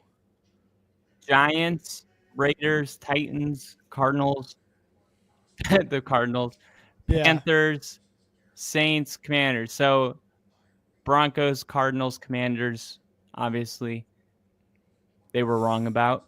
Yeah. Those 3 are in the upper half of the league right now. Yeah. Now, 2024 record projections. This is from USA Today. This is every division. You got Chiefs, Chargers, Raiders, Broncos. Kyle's got receipts. Kyle's got fucking receipts, boy. Here's some dude that has a football podcast from PFF doing his legit contenders with the most complete rosters, 1 through 32. Chiefs, Niners, Wow. Texans. Look at 32. Wow. They put you guys below the Panthers and the Saints.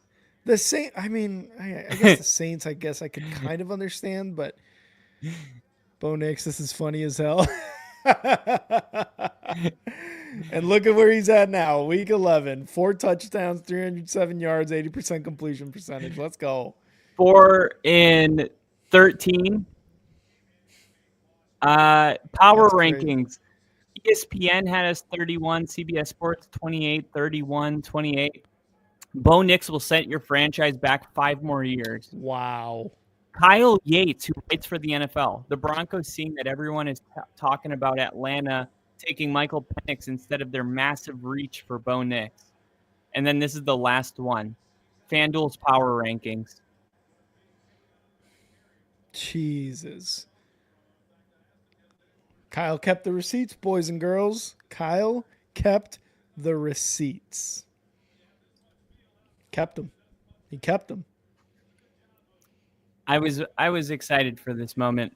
I didn't know what week I was going to do this, but it felt like that was the week. Oh yeah. Especially with the way Bo has played the last 4 or 5 games. It just feels right. Official over the win projection, that was the other thing too. Yeah, that's true. Still no offensive touchdown in the second half. Oh, is that a catch? They're calling it a catch. Nico Collins. It looks like they might be. Oh, that's close. I don't know. That might have hit the turf. Yeah, that's close. And they're going to try to get a playoff. Who's going to take a look at it? Yeah. Woo! Wait a second. Okay, McCarthy challenges it. Well, why don't you say that? Oh. Made it seem like the NFL was stopping the play. Yeah. I'm like, they can't do that. I hate how late the graphics are for things. Right? Like yesterday, there was a timeout called in the Bears-Packers game, and I'm like, why is the time stopped? Who's calling the timeout? What's going on? And then the commentators don't tell you. They don't say anything. They're like, they just say, all right, we're going to take a timeout here. And I'm like, yeah. Who? Why? Yeah. Why? Who? When? Where? I mean, these are like the basic questions that need to be answered. I think if you're in the broadcast booth, like you have to imagine that your audience is blind and they have no idea what's going on. That's how you have to talk about the game. Exactly. Dude, we're going to make this a Broncos glaze fest right now because Buffalo's winning their division. No one else from the East is going. Pittsburgh and Baltimore are going to the playoffs. Houston is probably going to the playoffs. Yeah. Chiefs, Chargers, Denver. That's 7 teams from the AFC. Yeah. It's going to be exciting to watch the Broncos in the.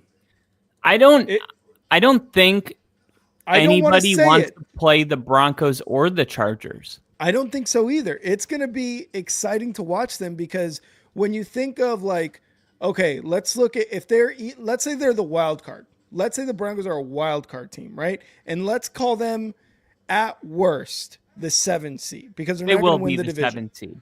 Yeah, and they're not going to win the division for now. Right now, it doesn't look like it. They're not. They would play. They would play the Houston. Steelers. No, they would probably play Houston. Oh no, because you play the best one. Yeah. So, It would be Broncos Steelers. or Russell Buffalo, Wilson versus or Buffalo. or Buffalo, but I think Yeah. now would be the Steelers because they're what are they 9-2? The Steelers are 8-2 and Buffalo is 9-2 and Kansas City is 9-1. So it's probably going to be a race between Kansas City and the Bills as to who gets the first round bye. At that point, It could be the Chiefs then. it could be the Chiefs. After a Week 18 matchup too, could you imagine? Oh my gosh. Wow. Dude, it just feels so good to be like having these thoughts again. I know. I Sean mean, Payton honestly, in the like playoffs? even if we lose in the first round, it's just like it doesn't matter. It'll suck, right? I mean, I'll be sad, but it's like that's you have that dub. feeling. You get the opportunity of a feeling like that. That's We what haven't matters. called a playoff game from our team since we started this channel. No, we have not. The last time the Bears were in the playoffs was 2021, and the Broncos was what 2015. 2015. It's been a decade. Yeah. So the fact that we're even talking about this, knowing that the Broncos are going to be a wild card, is crazy work. My favorite would be if the Broncos win in the first round and play the Ravens in the divisional round. Oh my God. Kyle would fucking go crazy. What if we just surprise the world and our defense? I'm saying. Like, with our defense, we shut out Atlanta. Not one touchdown. You guys killed Atlanta. Bijan Robinson had, like, nothing. Don't remind me. But, like, if you can have a good quarterback play and a good offense, and your defense is top 3 in the league, that's a recipe that nobody wants to deal with in the postseason. Yeah. Now, we got to pump the brakes a little bit because it's weird. We just got blown out by the Ravens, but we played the Chiefs really tight. I think that game was kind of just like, I don't know, it was daylight savings time. We flew to the East Coast. The Ravens were coming off a loss. I just think that was just a bad game for us. I don't think we're really that much worse. You're going to have those games. Those games are going to happen. But the schedule coming up, we went over it for Broncos, and we're like, 10, 11 wins? Yeah. That gets you in the AFC playoffs for sure. We just can't drop any of these like winnable games. Yeah. That's the most important part is these next 7 weeks. Well, 6 technically because your bye week is week 14. Next 6 games are very, very important. Cooper back oh my God. Sack! Lunch! That's not helmet to helmet? Yum, yum, yum, yum, yum, yum, yum, yum. My God, that was violent. I'm not calling for it. I'm just asking because I think the refs sometimes when the helmet hits the helmet, they called it. And then sometimes they don't. And I don't understand why. Yeah, maybe it's because it's Cooper Rush. Unfortunately. I Third guess and like if 13. it's up the middle, it's okay. I don't know. Yeah. Here we go. Cooper getting out of the pocket over the middle. Caught. Schultz. Shoemaker. Schultz. Oh no, Shoemaker. I called one of the guys spaghetti earlier. I couldn't really read the last name, and it just No, looked that's like fair. it looked I like. think that's fair. If you don't know their Yeah, name, you get to call them whatever. we don't really do names here. We've never done names on the Only Football podcast, and everybody who's been here knows that. Never have, never will. Never will.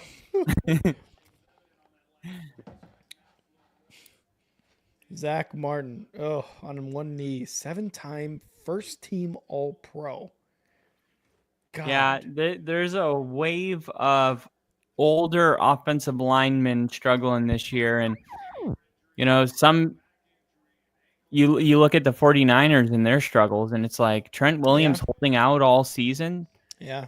It looks like that might have affected him more than people were willing to admit when they gave him that contract. He's just 36, 37 years old. Mm-hmm. He just doesn't look the same this year. No, not Dude, at all. and the NFC West is fascinating because each team is one game from each other. Mm-hmm. The Cardinals are leading it, but Yep. that means nothing at this point. Nope. And then and when I say it means nothing, I mean it's like it doesn't feel like, okay, the Texans have a 1-game lead in the AFC South, but it feels like it's theirs to lose. Yeah. The NFC is different, where the NFC West is like they have a 1-game lead, but we're just like, yeah, anything could happen. Like the 4th place team could end up winning it, which I think is the Rams right now. No, the 4th place team is the 49ers, dude. Is it the Niners? It's the Niners, Seahawks, Rams, and Cardinals. But aren't the Seahawks, Niners, and Rams all tied with 6 wins or 5 wins? So the Seahawks, Niners, and Rams, 5 wins. The Cardinals have 6. Yes. So, I mean, it's like they're in 4th place, but really all 3 are tied for 2nd. Mm-hmm. Mm-hmm. For the most part, yeah. And so at this point, it's like, well, which team do you trust the most? I still think it's got to be the 49ers right now. Even though they're losing, it's like, yeah, but do I trust those other teams more than the 49ers? I have a hard time right now. Like, I think you said it, I think last week or the week before, where I was like comparing it to like the NFC South, but you're like, the thing is, playing anybody from the NFC West, I would be a bit more worried about playing one of those teams. I don't know, man. I can't trust the 49ers. Like, they've lost 5 games already, which is crazy to just, think about that. The Rams have like crazy up and down weeks. The Seahawks can't win at home for some reason. They're a great away team, but they cannot win at home. I don't know who, like the Cardinals are the last few weeks, kind of going with what have you done for me lately type of mindset. They've been the best team. They've been the best team out of all 4, Yeah. And I think the Cardinals are going to end up winning the division probably. Yeah. And the reason is because they have the Jets, the Panthers, the Patriots all on the schedule. And and if they could win a division game against the Seahawks, the Rams, or the 49ers, that puts them at 4 wins. And you look at in what they already have 6 wins, right? So that's 10 wins. Yeah. So there's just such an easy path where they can beat up 4 easy teams, and then they just have to win one of their 3 NFC West games between the Rams, Seahawks, and Niners. Meanwhile, you look at the 49ers, and they're playing the Packers, the Bills, the Dolphins, the Lions. Like, ooh, shit. And still, though, it's like, yeah, I'm going to have faith that the 49ers can can win these games just because they have a locker room that's kind of battle tested. But And here's the thing, though. It's just a much harder path. The 49ers are 1-3 against their division. The best they can go is 3-3 the rest of the way. The Cardinals 2-2, 2-0. Rams 2-1. Seattle 1-2.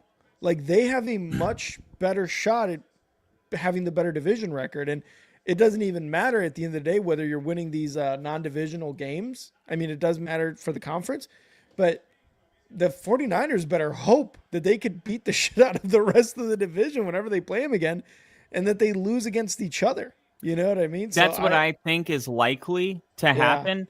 I think all these teams are going to end up finishing with less than 10 wins. I think the winner of this division is going to have 8 or 9 wins, because I think, like, the Seahawks, they could win the division.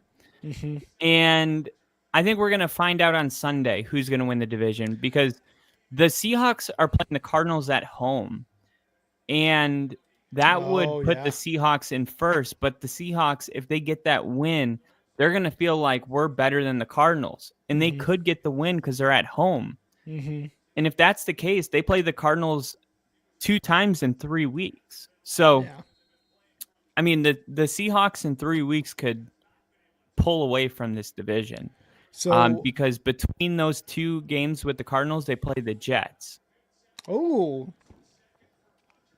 Then the Packers, Vikings, and Bears. Then they go on their NFC North tour, which isn't going to be easy. Yeah. But then they finish with the Rams. I think no matter what, mark my words, Week 18 will be the deciding week for this division. So then question with that, right? Because right now, Atlanta leading the South with 6 wins. Arizona leading the West with 6 wins. Who wins their division with less wins? The Atlanta, like Tampa who's Bay, the worst division winner this year? Yeah, who is it? Is it somebody in the West or is it somebody in the South? It is going to be the NFC South. I still think it was the South too. I was going to say, like, the Falcons just lost a game in one of those ways where it derails their season.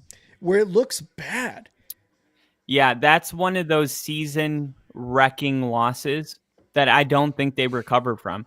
I don't think they get on the road and beat the Chargers next week. No. I don't think they're going to beat the Vikings. So I have them dropping at that point 4 straight losses dating back to the Saints. And the then Vikings, I can kind of see them win. Well, the Chargers, at that point, I just think that, I mean, this is Kirk Cousins' revenge game. True. That's why I'm like, the Vikings are a little bit weird to where they would be the team to give up a win to the Falcons in that manner. I just don't think the Falcons are going to recover from what happened. And they have a negative 30-point differential. Yeah, that's my biggest thing, is that all of their wins, and I kept saying this about the Falcons. Yeah. All of their wins were so lucky that it was like by week 7, they could have easily been a 1-6 team. You were saying this in like week 7, week 6. You were saying it around that time. And now it's going the other way. And I just feel like they're out of luck. And I honestly see this team right here finishing with, I'll say 2 more wins. I think they're going to finish 7-10. Oh, there's a little scuffle going on with Cowboys. I think the Buccaneers still win this division. Oh, God, I'm calling it. I was going to say negative 30-point differential. Sound familiar? Kirk Cousins on the Vikings 2 years ago. So weird. It's with the Cousins effect. The Giants and Panthers the next 2 weeks, and the Falcons are going to lose their next 2 games, and they'll be tied. And I think the Bucs, they get Mike Evans back. I think the Bucs are going to. I mean, look how good Baker was playing. Yeah. Heartbreaking losses to the Bucs and Chiefs without their weapons, but Mike Evans back. I think the Bucs are the best team in that division. Mike Evans back, yeah, 100%. But it's definitely going to come down to to the end as well. So you think West and South go down to the end? Yeah, I think West and South go down to week 18, and Mm-hmm. I think I really don't know about the West who's going to win, but I feel like Tampa's going to come back from their 2-point deficit and win the Mm-hmm. division. Shout out Champy talking about the NFC West and the Cards. Go Cards! I love your Mexican flag, by the way, Champy. Bill's saying you get a flag, and you get a flag, and you get a flag. Everybody gets a flag. All right, so we kind of did. You get a flag. Hey, no, you get a flag. You get a flag. All right, we did this with the AFC. Now it's time for the NFC. In the NFC East, Philadelphia 8 wins, Washington 7 wins. Do you still are you thinking both teams coming out of the East are going to playoffs? The Eagles. What are you thinking? What are you thinking? Yeah, I do. All right. The Commanders haven't played the Cowboys yet. The Cowboys aren't going to win probably any of their games. Like, let's be real, not against the Commanders. So that's 2 wins. So that puts them at 9, right? Mm-hmm. And then they have games against the Titans and Saints. Might be a couple more wins. That's 11. And then they have the Eagles and Falcons. I mean, the Commanders have a very easy path to, at this point, 10 wins. So, yeah, I mean, the real question isn't whether the Commanders are going to make the playoffs. The real question is, will the Commanders win the division? Yeah. And in order to answer that question, you have to look at the Eagles' remaining schedule, because the Commanders have a very favorable finish, while the Eagles, who I think are the better team right now, have to play the Rams, the Ravens, the Steelers, and the Commanders. They've got some good wins, the Eagles too. Like week 1, Green Bay. They had a good win. They lost by 1 to Atlanta, which, I mean, looking at it now, looks like shit. But regardless, moving on, Cincinnati, 37-17. That's a good win. And Washington, just this past week on Thursday Night Football. That's a good win. You're talking about. Well, they just got good too. They started getting, they really did start getting hot. What's crazy is that the Eagles have 2 losses as Joe Mixon rushes it in for 1 touchdown. Texans up 33-10. What's crazy is they only have 2 losses though. And it's like they were good this entire time, but their record was good. It just didn't seem that the team looked to be the Eagles of that Super Bowl year. Yeah. It didn't look like none, like the offense didn't look that well, like a well-oiled machine. The defense was giving up some questionable calls, and 34-10, the Texans are up. And Bill, Kyle needs the Cowboys to get a touchdown and a field goal. Oh yeah, that ship has sailed. That ship has sailed. But so, and then looking at their schedule, Rams going to be a tough one. Baltimore going to be a tough one. Pittsburgh, Washington again. So I think the Rams, I think they're better than the Rams. The Ravens are interesting because I think a lot of people thought the Ravens would win their division. I think the Steelers are going to end up winning it because of strength of schedule, because the Ravens have the Chargers and then the Eagles. See, dude, I told you 3 years ago. What'd I say? The Pittsburgh Steelers were going to win the division. I was just 3 years early. But the Steelers have a really hard stretch too. Yeah, they do. They're playing their entire division. Yeah, and like the Ravens, Bears. I mean the Eagles, Rams, Ravens, Panthers, Steelers, Commanders, Cowboys, Giants. So it's about 3 really tough games and 3 really easy games. So we've got Philly and Washington in the playoffs. But the Eagles didn't. The last thing I'll say about them is their defense didn't really get going until a month ago. So, I mean, the Eagles, to me, just feel like a totally different team because their defense is bought into Vic Fangio, and they have the best running back in the NFL. So, I mean, that's just a recipe for playoff success. So we'll see what happens. But yeah. Now with the North, and the Eagles own the second best point differential in the NFC, at least that I can see, and maybe even the NFL. Nope, that's Buffalo with second at 106.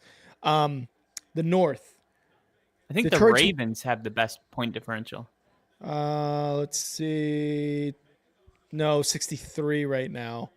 The Lions are at 159. Oh, the Lions. That's who I was thinking of.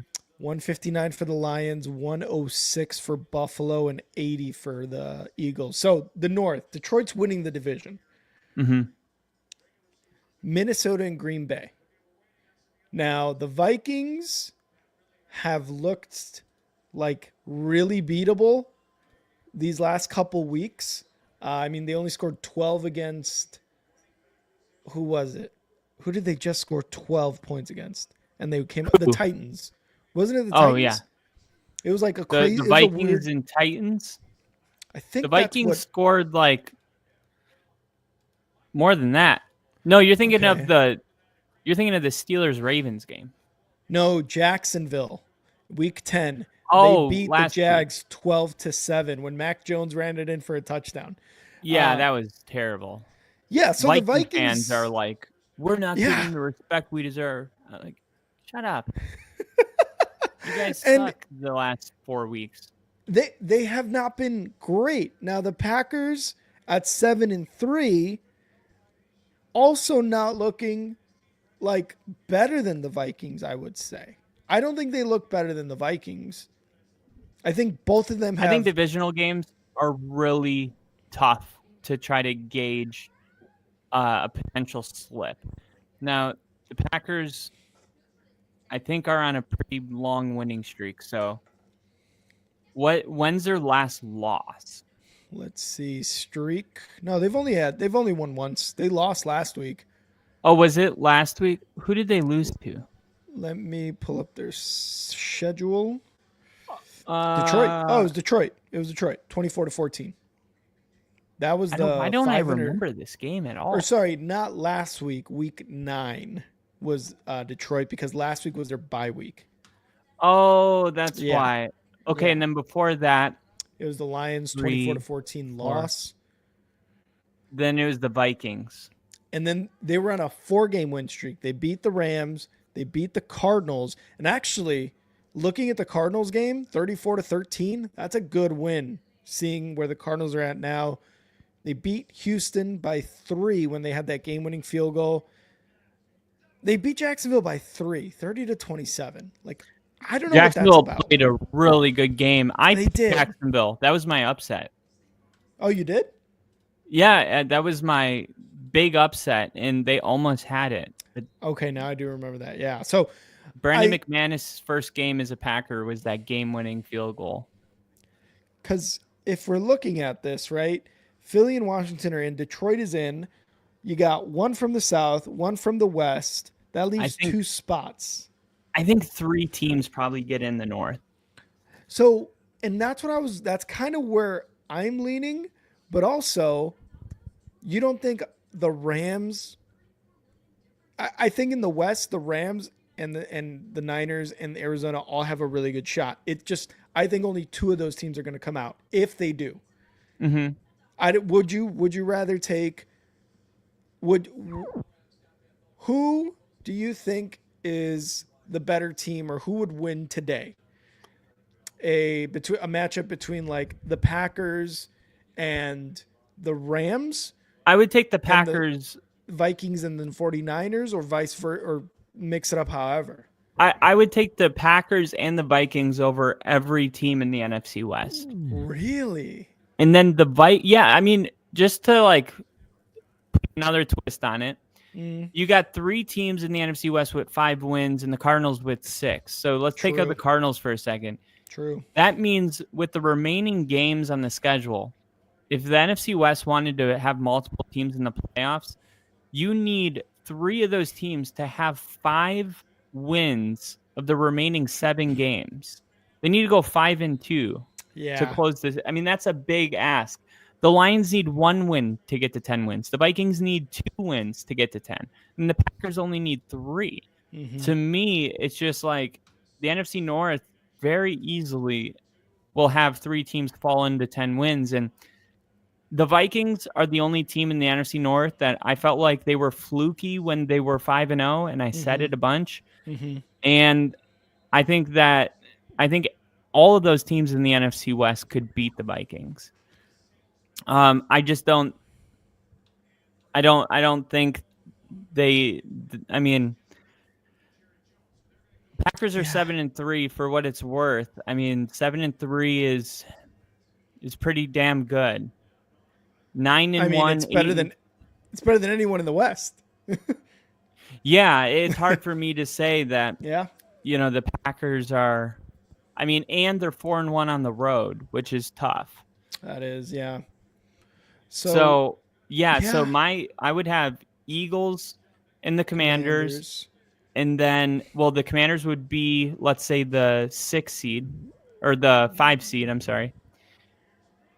Well, let's just do the amount of teams. Eagles, Commanders. Yep. And then let's say, for shits and giggles, 49ers, just 49ers. For fun. It's not a prediction. Yep. Lions, Vikings, Packers, and then Bucks. That would be the 7. So 1 from the West, 1 from the South, 2 from the East, 3 from the North.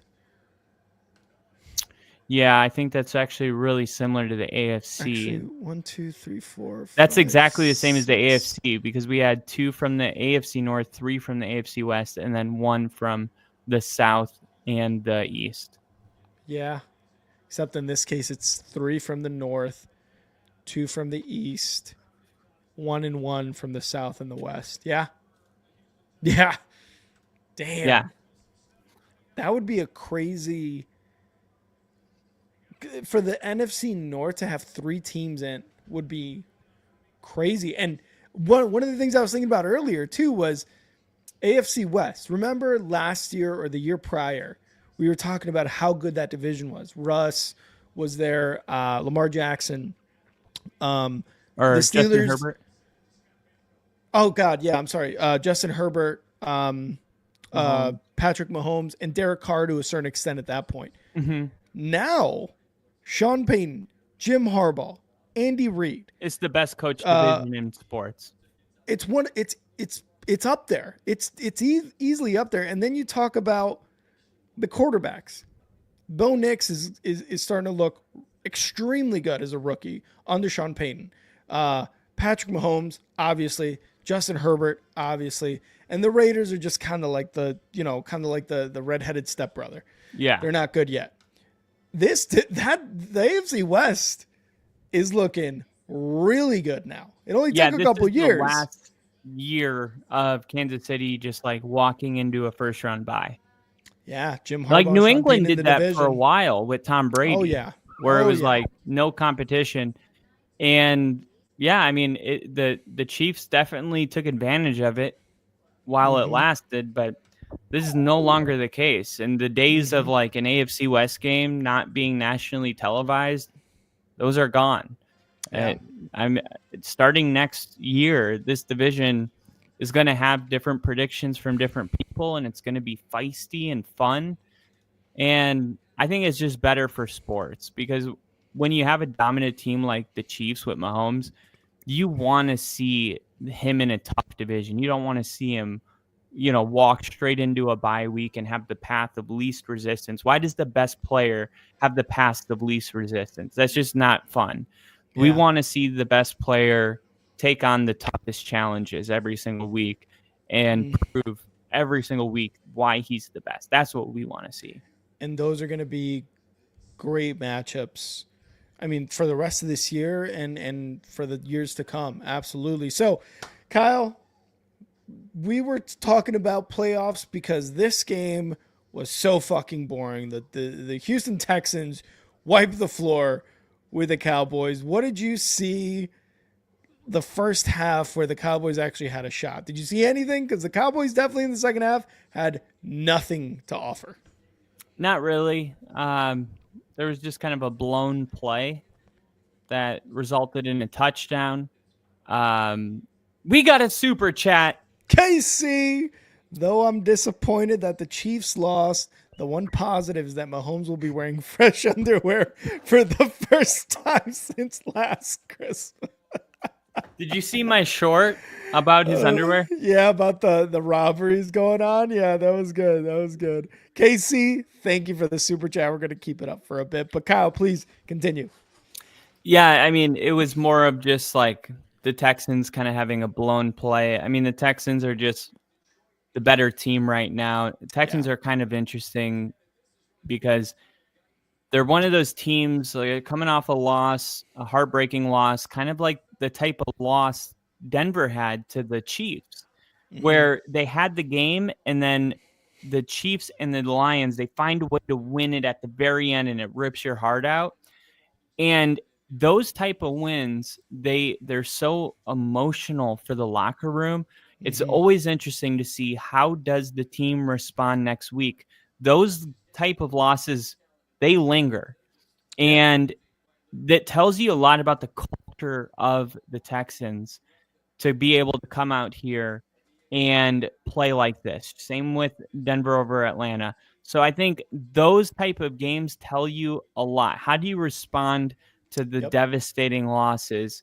Mm-hmm. How do you keep the unit together? How do you have a strong week of practice and just put your best foot forward and not let it linger?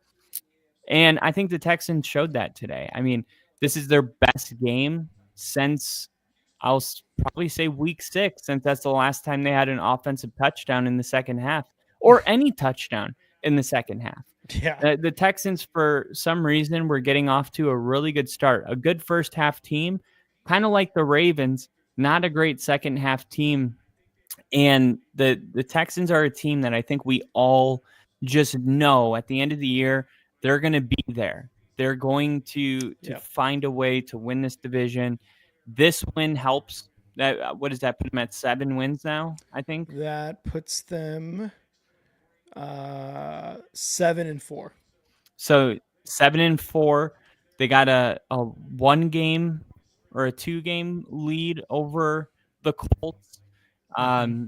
And then they played the Titans and the Jags the next 2 weeks. So they're going to sneeze their way into 9 wins. And then the Dolphins and Chiefs and the Ravens, those, I mean, shit, they could lose all 3 of those and beat the Titans at the end of the year and have 10. Yep.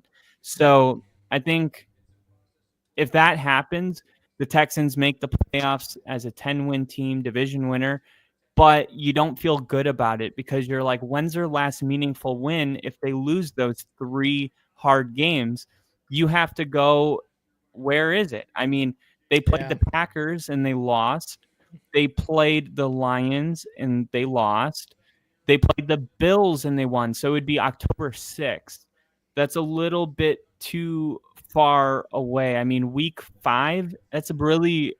really far way away by the time you're in the playoffs. So I think the Texans are going to make the playoffs, but I think for for the team to have like true confidence going into the playoffs, I think they have to start winning these tough games against either the Ravens or the Chiefs, and they can kind of get on the right track by bullying the Titans and the Jags in the Yeah. next 2 weeks They need and to. just kind of build that momentum into those tougher games because the Dolphins are going to be playing for their postseason for the rest of the year, Mm-hmm. and their offense looks like it's finally clicking. They're on a 2-game winning streak, so I think the Texans are a playoff team. We're just waiting to see what type of playoff team. Yeah, and if you can win these next two against the Titans and Jags going into your bye week, if you're the Texans, I mean, you feel good on a 3-game win streak. You're definitely going to be at the top of the division. You get to prepare for Miami, like you said, whose offense is looking a lot better recently. Obviously, Mike McDaniel and he's got Tua back, which makes Tyreek Hill, Jalen Waddle, and everybody else even that much more dangerous with that guy at quarterback. But yeah, man, the last 2 games for the Texans to have a 2-game losing streak to the Lions and the Jets of all teams. not great. You kind of went into this game and you're like, we need to kick the shit out of the Cowboys. That's exactly what they did. And you had mentioned it earlier. Like, how do you come back from, you know, a loss like you did the week prior, and even a loss to the Jets? And it's just like this. You go into Dallas, you get the big win, the battle for Texas, if you will, and you get the big win for your in-state rival. And you showed out. I mean, it's 34-10. 34-10 is what they came out with the win. Like, that's great. That's a great like momentum builder. And the fact that you've got these next two division opponents, the weaker of the four is the next two games, is even better. You just got to keep on rolling. You got to actually score some touchdowns in the second half, and do that. As far as the Cowboys, they're playing for draft position at this point, maybe. Like, Bold I don't know. prediction. Here we go. Mike McCarthy is going to be fired by tomorrow morning. Ooh, Kyle's calling it. And the only way that Mike McCarthy was going to get fired was if the Cowboys made history about how bad they've been. Now, the Cowboys are the only professional team now, MLB, NBA, NFL, that hasn't won a home game this year. Oh my God. And that's not even the bad part. That's true. I was looking at that earlier. You're right. Yeah, the actual bad part is that the Cowboys have the most 24 plus point losses at home in a single season in NFL history right now. So there's been 1, 2, 3, 4, 5 teams that have had 4 24 plus point losses at home. The Baltimore Colts in 1950 had 4. The Falcons in 1966 had 4. The Baltimore Colts in 1981. The Lions in 2008. I think that's their 0-16 year. That sounds right. Yeah. I think so, because they drafted Matthew Stafford in 2009, I think. Yeah, that sounds right. And then the Cowboys via tonight. Their fourth 24-plus point loss in home game number 5 of 9. They have their 4th. So the Cowboys have played 5 home games. 4 of them have been 24-plus point losses, and they have lost all 5 of them. You can't be that bad in an organization like Dallas. No. Say what you want about the Cowboys and how they can't win the Super Bowl, but there is still, whether you like them or not, there is a standard, and you can't be like that. You can't. They are America's team. They had 3 12-win seasons in a row. This is just like, this is so bad, but I just don't know where the Cowboys go, because they paid Dak. They have Micah Parsons. The only thing that makes sense is trading Micah Parsons for draft capital, getting out of the Dak Prescott contract by drafting a Shedeur Sanders, and just trying to bring some new energy to this team, because it just feels like the best the Cowboys will ever be in this era was last year and the year before. So Micah Parsons, yeah, I think you have to. You got to be able to move him. It sucks because he's a difference maker. That's the type of player he is. He's a TJ Watt type. Obviously, he's gonna have down years. Everybody has down years, whether it's because of injuries or it's just because you're having a down year. But he's that type of player. Now, the Dak thing, obviously, they're gonna have to wait probably a couple years for that to happen. Now, can you bring in a Shedeur Sanders type of player through this draft and try to wheel and deal at draft day?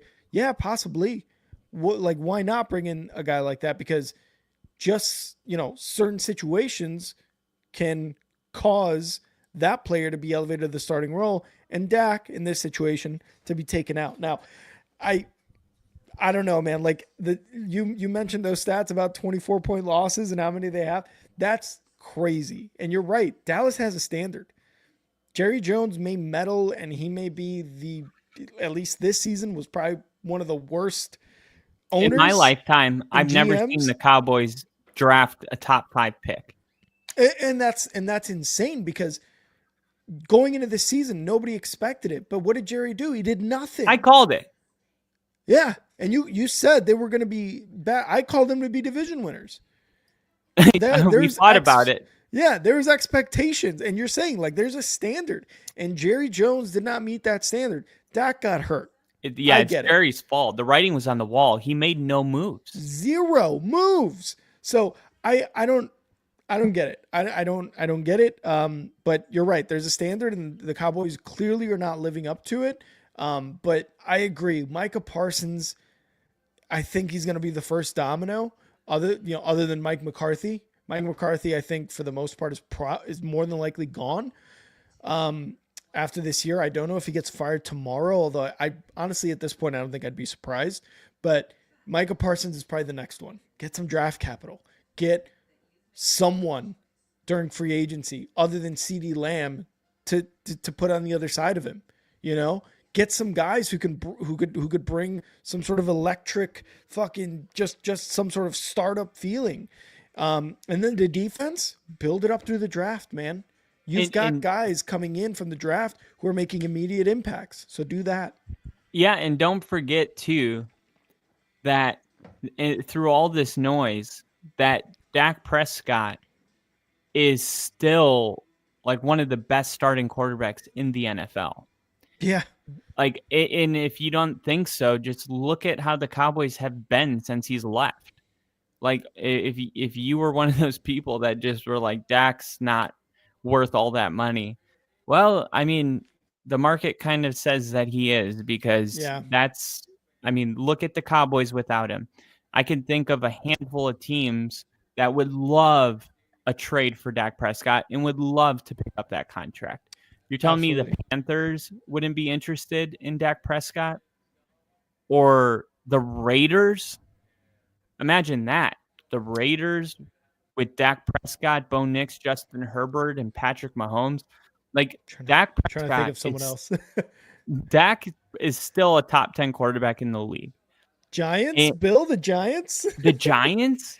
Yeah. Which would be crazy. That would actually make sense.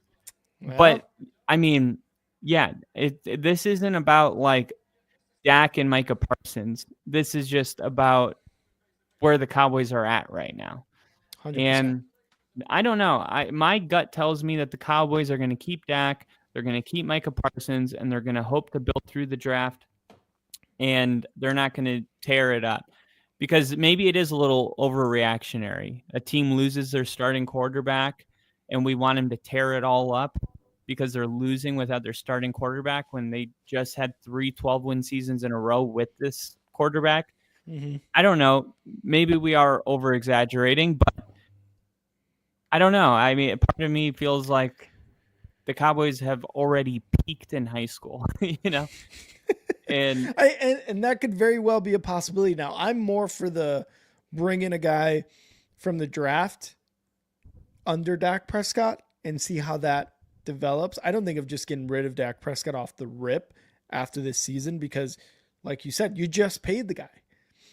There's no reason to go away from a guy who's had multiple double-digit win seasons in a row. And with CeeDee Lamb, like that connection, I feel like ever since CeeDee came in the league into the Cowboys, it's been really, really good. But definitely bring in a guy through the draft and develop and see how it goes, for sure. Yeah, we'll see what they do. My gut tells me nothing. And Bill, they're all in. They're all in, right? So this is part of it. Bill said, we play them in Dallas on Thanksgiving. Do I dare have hope, Kyle? Bill, the Giants are winning that game. Yeah, and wait, no matter, Daniel Jones. Is Drew Lock? If Drew Lock's starting, you will win. It's Tommy Cutts. Oh it's Tommy Cutts, dude. We got to see how he does this week coming up. We got to see how he does week 12. Week 12 is going to be the like preemptive. Is he going to be good on Thanksgiving? Or can he give them the spark? God, Tommy. Oh my God. It's Tommy Cutlets. They're putting him above Drew Lock. I just saw a post about it. Yep. Bill, that defense that the Giants have. I like it. You're giving the fans what they want because you know that it doesn't matter. It doesn't. At least you're making the fan base happy. But clearly, Yes, this isn't you're trying. Yeah, they're trying to make the fans happy. If And they were they're really trying to win, they would put Drew Lock in. I know the fans don't want to hear that, but it's the truth. And I don't mind it because, like you said, like it's a lost season. Like you're not trying to maintain a division lead. You're not trying to get a home playoff game. You're not going to the playoffs. Why not? Make that fans happy. Give him a spark. Give him something to cheer for, and maybe he does better in his second year in the league. Who knows? He went 3-3 last year. He did, and it's like who knows how he does this year, right? Coming in, broke all those records. Remember? No. Those weird records that like Bill was the only one that knew. Oh, that's right. That's right. Every team has like those franchise records where it's like he's the first quarterback to start a game on Labor Day that who was an Italian-born male who went to the University of Illinois. Yeah, give the fans what they want. I mean, give the fans you can lose a game, but you can't lose the fans. Cowboys have lost the fans and the games, and look where they're at. So fucking nowhere. Well, thank you guys so much for being here for the Monday Night Football stream. If you have not already, please hit that like, please hit that subscribe button. We are one away from 700 subs. We are one subscriber away from 700 subscribers on the Only Football podcast. We're so close. We're getting closer streaking. And closer and closer to 1,000 subscribers. So please, please, please share the stream. Hit that like button. Subscribe if you haven't already. We would really, really appreciate it. You could follow me on X and now Rick. Kyle, where can they follow you on X? You can follow me at NFL with Kyle. And go follow the Only Football Podcast at Only Football Pod on X. Make sure to hit that subscribe button. Make sure to hit that follow button, the like button on Twitch, on X, on YouTube. We would really appreciate it. We brought you guys another Monday Night Football game that honestly felt like a Thursday Night Football game. Not a lot of action, really lopsided, but either way. Sunday Night Football was where it was at. Sunday Night Football was where it was at, apparently. Yeah, that was my game of the week. That was a good game. That was a really good game. We hit 700. I give 5 membership. Let's go, Bill. Next stream, we're hitting it. We're hitting it. And if you guys want to see pain in human form, go check out my reaction to the Bears losing against the Packers, because it brings so much joy to people who are not Bears fans. So go watch that video and laugh at me for my reaction. It would be awesome if you could go there, hit a like, would appreciate it. But other than that, Kyle, you got anything else before we get out of here? Just keep in mind, next Monday night, it's the Harbaugh Bowl. Harbaugh Bowl. Ravens Chargers. Let's go. There will be no blowouts. There will be blood. That is going to be that might be our best Monday Night Football game of the year. That's going to be a good one. Absolutely going to be a good one. Absolutely. So make sure to stay tuned for that stream next Monday night. Want to give a huge shout out to KC for the super chat. We had Hat on Fire. We had Lil E in the chat. Bill had a 15er on Sunday Night Football. Oh, hell yeah, Bill. Shout out to Bill for the 15er. Shout out to Bill. He said you guys were going to dial it back, yet you guys streamed 3 games today. So that's right. That's right. 5 per. I love it, Bill. I love it. So shout out to Ginger, who was here too. And of course, shout out to Bill, always there. And everybody else who was here. Thank you guys so much for being in the stream. We will see you guys next time. And Kyle, always a good time, brother. I will see you guys next week for my game of the week, Chiefs at Panthers. See ya!